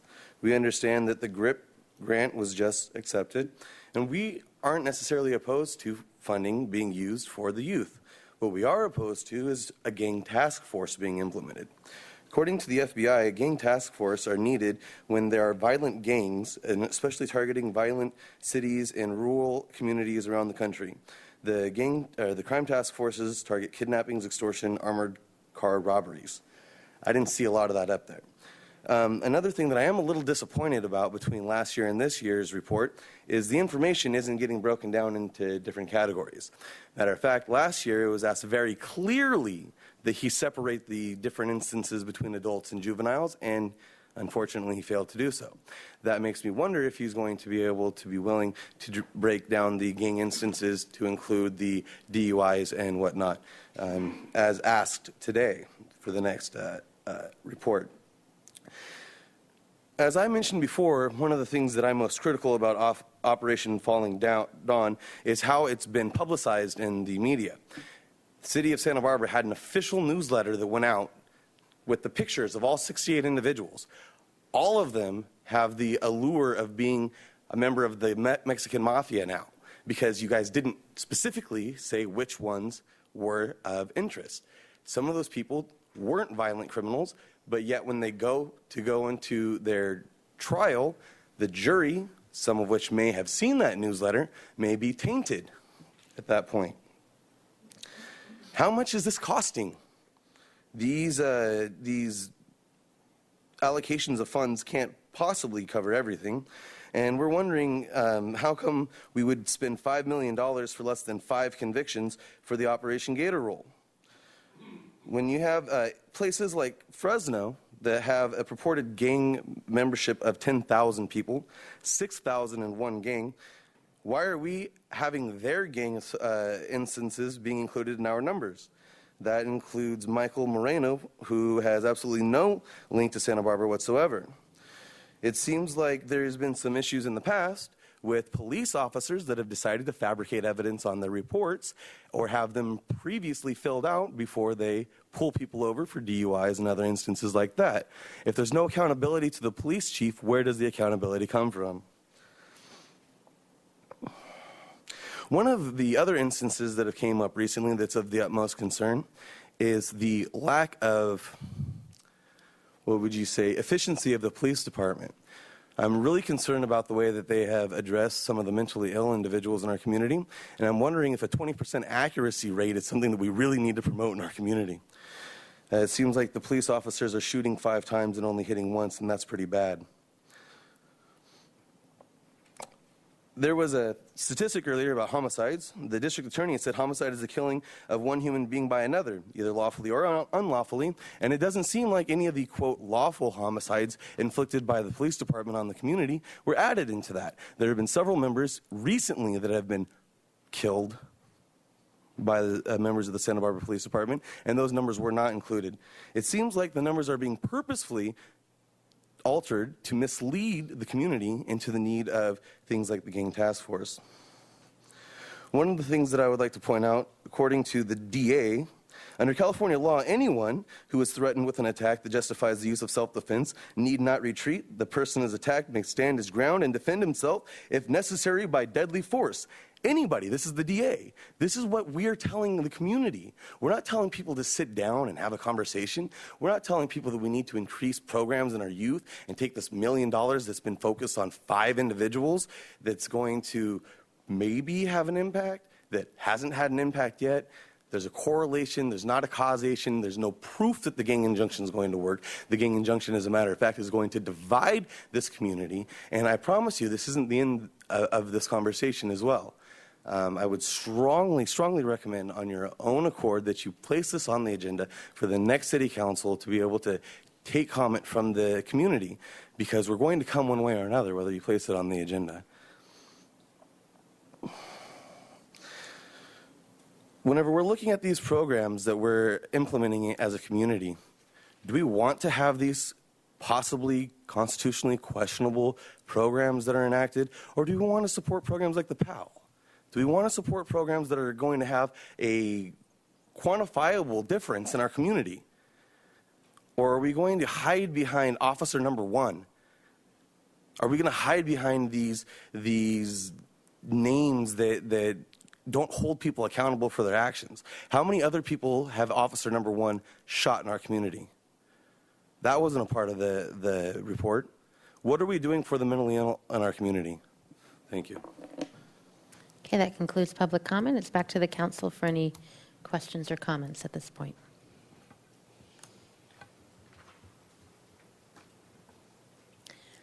Okay, well, thank you for, Ms. Mario. Thank you all very much. Ms. Mario does have a question, actually. Go ahead. I didn't have a question. Or I a wanted comment. to compliment Sergeant Olson. I'm a member, you and I have been attending meetings of the Milpas Action Task Force. And I think some of the participants were near tears that you were leaving. So thanks. And I really look forward to you helping the next person do as well of a good job.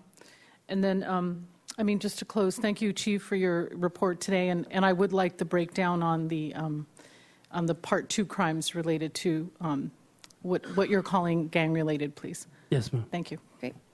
Thank you very much. Thank you, Madam Mayor, Okay. Council.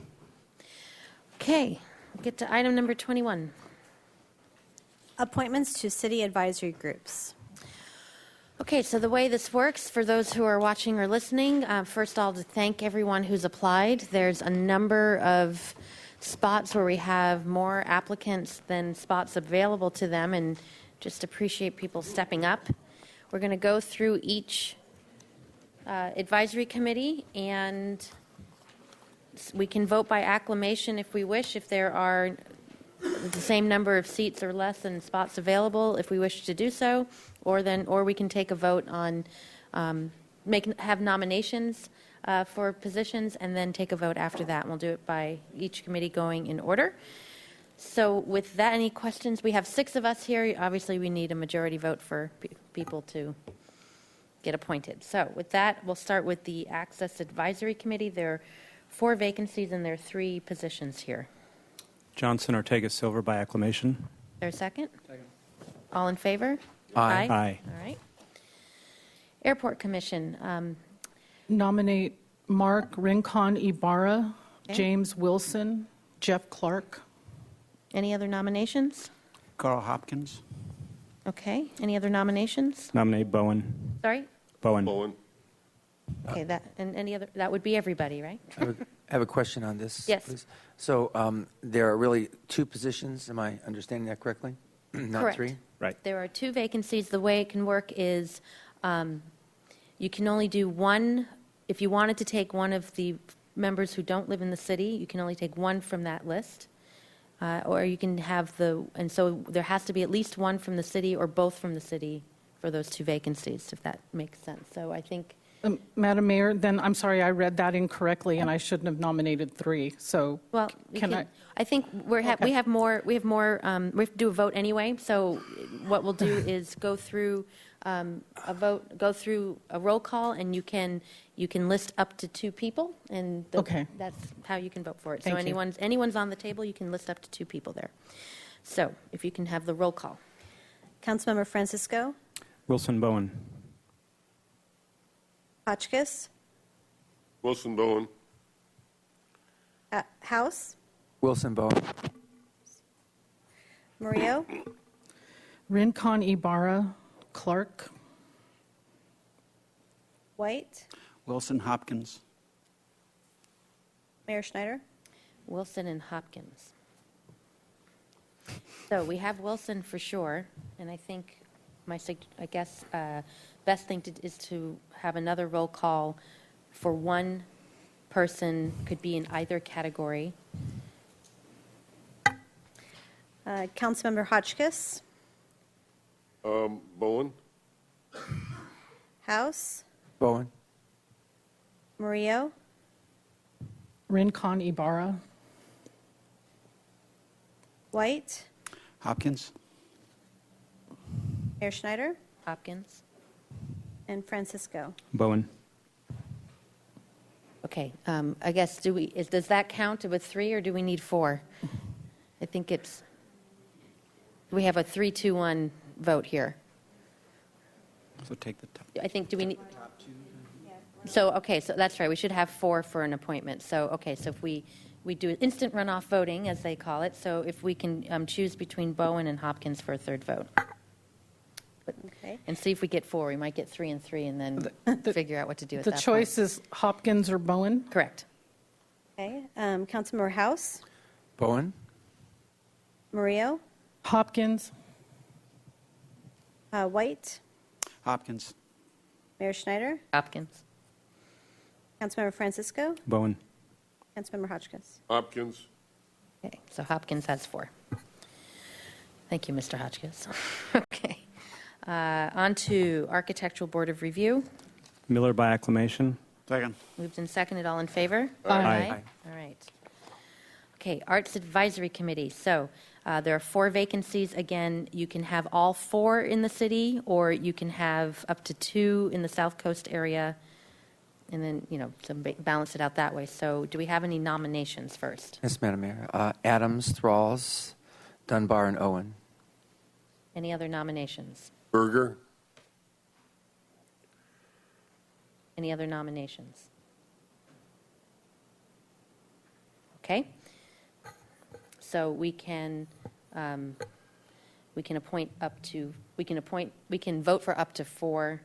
We have 5 nominations. We can vote for up to 4 people, so we can have a vote. Councilmember Murillo, Adams, Thralls, Dunbar, Owen. Councilmember White, Adams, Thralls, Dunbar, Owen. Mayor Schneider, Adams, Thralls, Dunbar, Owen. Councilmember Francisco, Adams, Berger, Dunbar, Owen. Hotchkiss, Adams, Berger, Lapanas, and Dunbar. Okay, you didn't nominate Laponis, but Lapanas wasn't nominated? but if you, But we know what you mean. well, we know what you mean. Did you want to? You can put him down. Laponis, and what was the last one? Dunbar. Dunbar. Is that it? okay. Is that everybody? No. But that's 3 in the qualified electors. I'm sorry. Did everyone vote? No, but that was, for Councilmember Hotchkiss, it was 3 in the qualified electors.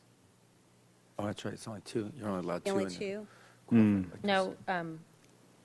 Adams? No, he voted for Dunbar and Owen. There too. Oh, okay. I thought he had Berger. Oh, he Yeah, you can have up to 4 in the city. okay. Councilmember House, Adams, Thralls, Dunbar, Owen. It looks like it's Adams, Adams, Dunbar, Owen, and Thralls. Yep. Is that correct? Okay. Okay. No one for Building and Fire Code Board of Appeals, so there you go, folks. If you're listening, there's vacancies available. Civil Service Commission, any nominations? Rincon Ibarra and O'Neill. Any other nominations? Banks and McKee. Okay. Any other nominations? Oh, did somebody say O'Neill? I couldn't hear. Yeah. Yeah. Okay, so we have 4 nominations, and we can vote for up to 2. Could you repeat the nominated, please? Banks, McKee, O'Neill, and Rincon Ibarra. Okay. Councilmember White. Mayor Schneider. Banks and McKee. Councilmember Francisco. McKee and O'Neill. Councilmember Hotchkiss. McKee and O'Neill. Councilmember House. O'Neill Ibarra. Murillo. McKee, Rincon Ibarra. McKee. So McKee has 1, so we need to do another vote on the other. So we vote for 1 between Banks, O'Neill, and Ibarra. Mayor Schneider. Banks. Councilmember Francisco. O'Neill. Hotchkiss. O'Neill. House. O'Neill. Murillo. Rincon Ibarra. White. Banks. Okay, so now we have an instant runoff voting between Banks and O'Neill. Okay. Councilmember Francisco. O'Neill. Hotchkiss. O'Neill. House. O'Neill. Murillo. O'Neill. White. Banks. And Mayor Schneider. Banks. Okay. Okay, so O'Neill gets that. Okay. They're tough decisions. There are a lot of great people here. Yes, there are. Community Development and Human Services. I believe both Alice V.L. Reddit and Stephen Falstich both fit within their category, so I could move them by acclamation in their categories. Second. All in favor? Aye. Aye. Okay, and then we have, do we have nominations for the Business Community Economic Development? Laura Grant? Knight. Any other nomination? What was that nomination? Laura Knight. Any other nomination? Move Okay. by acclamation, Madam Mayor. Okay. Is there a second? Second. All in favor? Aye. Aye. Okay, thank you. All right. Move Carl by acclamation. Second. This is Community Events and Festivals, all in favor? Aye. Okay, Creeks Advisory. Move Hawkins by acclamation. Second. Okay, all in favor? Aye. Downtown Parking Committee. Any nominations? Move, Whoa. Ms. Murillo, nomination, which one did you say? move Pinner, Pratt, Schwab. Okay, any other nominations? Cooper. Okay. Other nominations? Okay, if we can have a vote for up to 3. Councilmember Hotchkiss. Schwab. Cooper and Pinner. House. Pinner, Pratt, Schwab. Murillo. Pinner, Pratt, Schwab. White. Pinner, Pratt, Schwab. Mayor Schneider. Pinner, Pratt, Schwab. And Say that 3 times fast. Councilmember Francisco. Cooper, Pinner, Schwab. So Schwab has one, as does Pinner, and so does Pratt. Okay. Okay, Fire and Police Commission, we have 2 vacancies. Any nominations? Nominate Malekian. Any other nominations? Laponis. Any other nominations? Stevens. Any other nominations? Okay, if we can have a vote for up to 2. Councilmember House. Laponis and Stevens. Murillo. Laponis, Stevens. White. Laponis, Malekian. Mayor Schneider. Laponis, Malekian. Councilmember Francisco. Laponis, Malekian. Hotchkiss. Laponis, Malekian. Okay, it's Laponis and Malekian. Okay, Fire and Police Pension Commission, there's no one there. Harbor Commission. So Madam Mayor, Yes, if I Mr. may, Hotchkiss. please. Corey Bandelon has been there for 3.5 years and was unable to appear on all 3 occasions due to his county work, but is here today, in fact, And although our guidelines say people should appear, those are just guidelines, and I would therefore like to specially nominate him and make a motion there to continue as a member of the Harbor Commission. What I would suggest is what we've done before. We've had the situation with the Parks and Rec Commission, is that if people want to keep Mr. Bantalian in for another 6 months, for the next round, is we have 3 vacancies. We can appoint 2 and keep the third one open, which would mean as the incumbent he could stay on and then have to reapply but still have to go through the process, as opposed to automatically giving him another 4 years. That's a good resolution. That's what we've done before with in just, I think, a year ago. If the council is in agreement, so am I. Well, so that would depend on who we want to appoint. So I'd move Power and Sloan. you want to nominate Power and Sloan? Yes. Okay. So are there any other nominations? Rincon Ibarra. Okay. So, so we can go through and you can vote for up to 3. Madam Mayor, Yes. may I say that I recognize Mr. Bantalian's contribution to the Harbor Commission, and I know people sometimes miss the interviews, but if I could just say, please don't miss the interviews. Really, it's hard to make an exception. I think I'm willing to make one this time because we've done it before, but if you could just schedule yourself and get there, we need to have a standard and stick to it. Even if you've done excellent work and if you're a non-slip holder, which is something that I think the Harbor Commission needs. So I'm willing to vote for just 2. Okay. Well, so let's see how the voting goes then. Thank you. Councilmember Murillo? Rincon Ibarra, Sloan. White? Power and Sloan. Mayor Schneider? Power and Sloan. Councilmember Francisco? Power Sloan. Hotchkiss? Power and Sloan. House?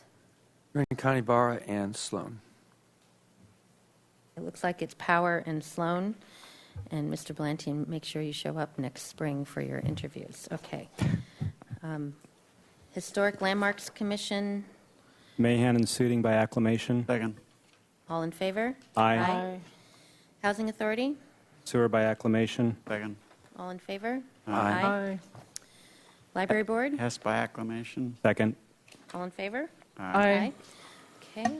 Living Wage Advisory Committee, we need to have a quorum for them to meet, so hopefully people can apply and get that going. Measure P Committee, we have 7 vacancies and 3 items here. Any nominations or Mercado, Pratt, and Morse by acclamation, please. is there a second? Second. All in favor? Aye. Okay. Mosquito and Vector Management District Board still needs a position. Neighborhood Advisory Council. Okay, this one looks confusing to me. So let's figure out. We have 3 public at large, 2 neighborhood representatives who could fit under the public at large position, and the youth applicants, which could fit anywhere? No. Question. Youth advocates are a separate category, if I understand. No, I don't believe so. Up by the. You sure? No, I think applicants under the youth category are eligible for appointment to the neighborhood representative or public at large category. They would be included. What this did was allow many boards and commissions only have applications for people 18 and older. This one in particular allows for people under 18 to apply. So this is just marked about who a youth applicant is, but they would fit under any of the categories. That's how that works. Right, you're not going to get another chance to get this one right. This one is not going to be. It's going to be hard. Got a I quick know, question this is, yeah. go on ahead. this one. So the at-large category, you said 2 of the neighborhood ones could apply, could be counted in at-large. At large Which ones? means anyone, anywhere. Oh, any 2. Any 2 could. Okay. So the public at large, the 3 people listed in the public at large, there are 3 spots open. The 3 people in the public at large, I'm confused too because they also are in neighborhoods that fit under the neighborhood representative. So for example, Robert Mercado lives on Milpas, which is on the east side, which is a neighborhood that's represented as a neighborhood representative. So why couldn't he? I think everyone can fit in under any category, and we vote for up to 5, the way I understand it to work. Because there's no one here, for example, who lives in Hidden Valley. that would fit an at-large position, but not a neighborhood advisor, a neighborhood representative position. You see where I'm going with this, Ms. Pierce? I don't know if, or... Madam Mayor, I can start with nominations that would do what you said. Mine on Or the Ms. table. Applegate, are you looking through? You agree with me? All right, good. So, all right. So I think what we can do is you can nominate, we can make as many nominations, we can vote for up to 5, and that could be anyone in any category. And we'll have the clerk figure out where they fit. How's that? Okay? That sounds good. Madam Mayor? Yes, Ms. Murillo. Can I nominate someone? And for instance, I'd like to nominate Christy Haynes because she lives in Laguna, because we lost someone who was representing Laguna. So could I start with a neighborhood focus in my... So we're going to vote for up to 5 people, and you can nominate as many.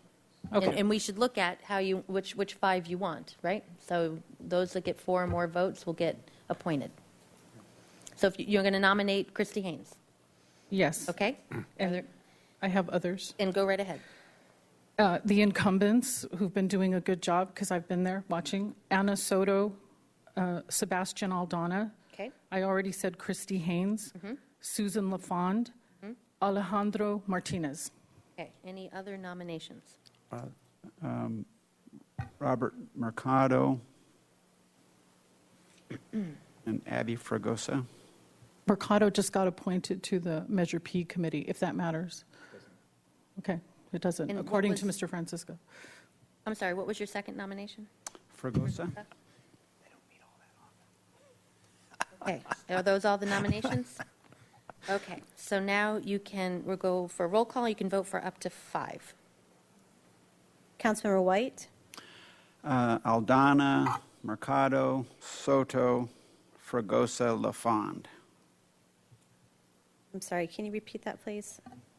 Aldana? Aldana, Mercado, Mercado, okay. Soto, Fragosa, LaFond. Okay, Mayor Schneider? Okay, I think so. Mercado, Soto, Aldana, Fragosa, and LaFond. Councilmember Francisco? Mercado, Soto, Aldana, Haynes.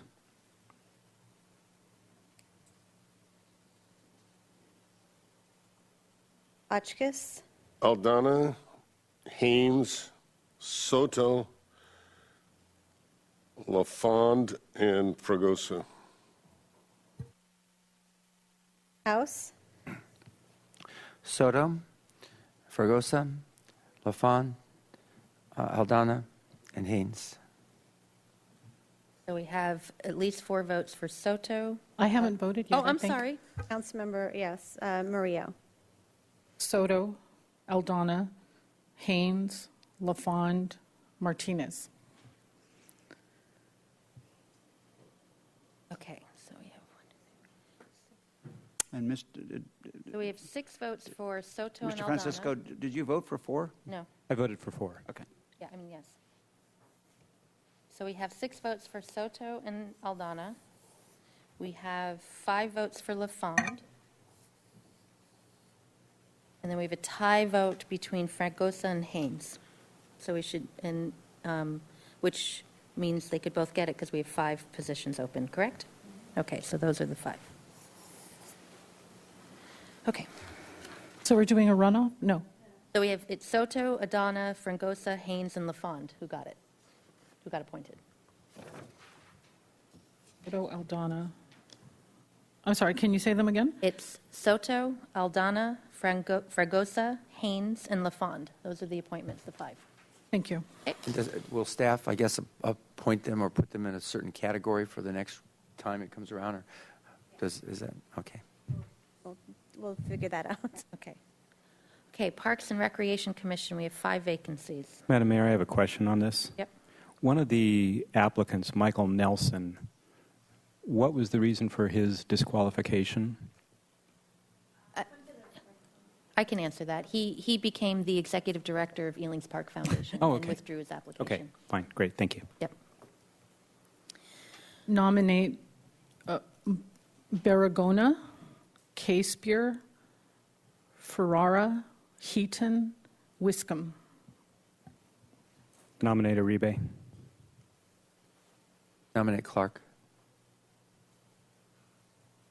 Okay, so we can vote for up to 5. Okay. Councilmember Francisco, K-Spear, Heaton, Wiscombe, Uribe.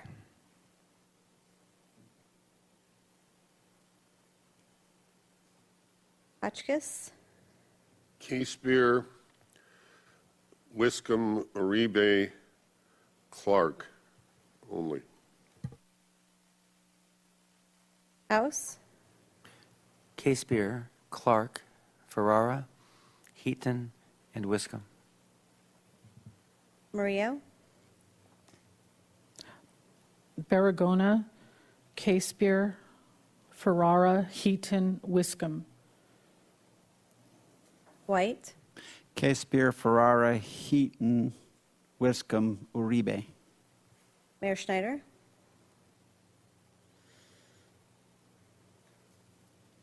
K-Spear, Ferrara, Wiscombe, Heaton.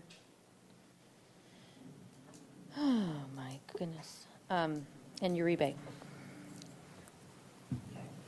So Wiscombe has 6, as does K-Spear. Heaton has 5. And then Ferrara and Uribe both have 4. So those would be the 5 appointees. Who have 5? So we have K-Spear, Oh, I see. Ferrara, Heaton, Wiscombe, Uribe. Okay.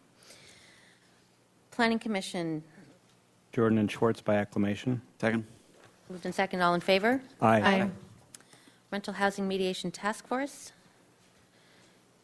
Hurlinger, Dressel, and Goebel. Hurlinger, Dressel, and Goebel.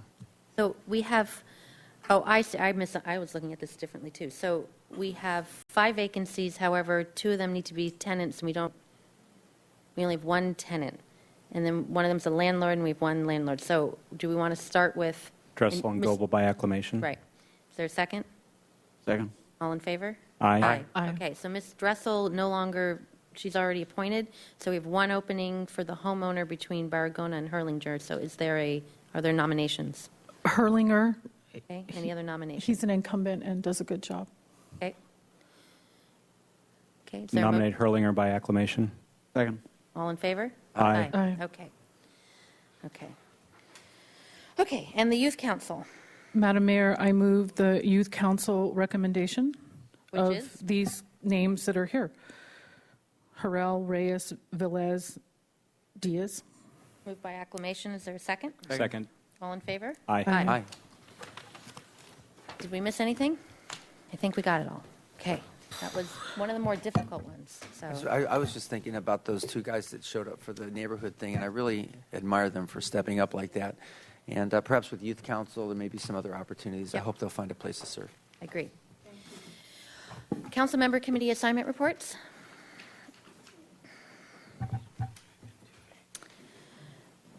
With all the holiday things, there aren't any council member? Okay, we're just overwhelmed. Yay for the holiday season. Thank you for the whole community for doing that.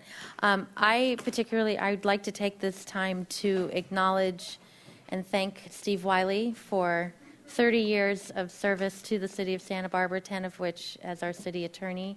This is your last council meeting.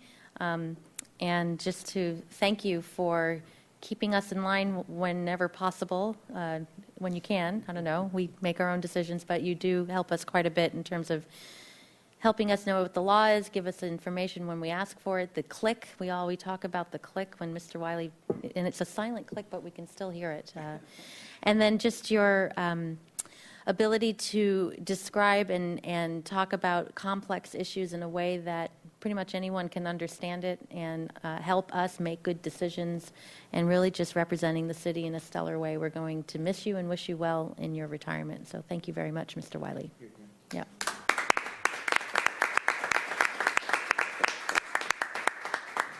Madam Mayor, I can tell you that you will be missed, everyone will be missed, the building will be missed.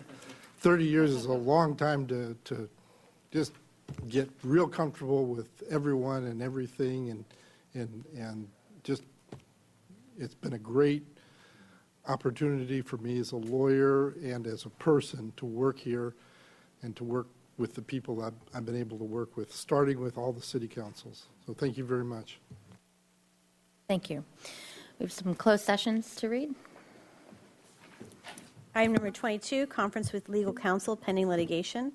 Item number 23, conference with labor negotiator. And item number 24, public employment, public employee appointments. And I'd like to adjourn today's meeting in the memory and honor of Louise Boucher. She was a member of our Historic Landmarks Commission. She was there from the beginning when the sign committee was being put together at the memorial this past Saturday. Betty Weiss spoke, and she said one of her very first assignments 30 years ago was to work with Louise taking pictures of signs all around the city of Santa Barbara and know which were legitimate under the ordinance and which definitely were not. And we're still talking about those items, but I can say the city of Santa Barbara is more beautiful because of Louise Boucher, and she will be sorely missed. So we adjourn in her memory and honor. Thank you.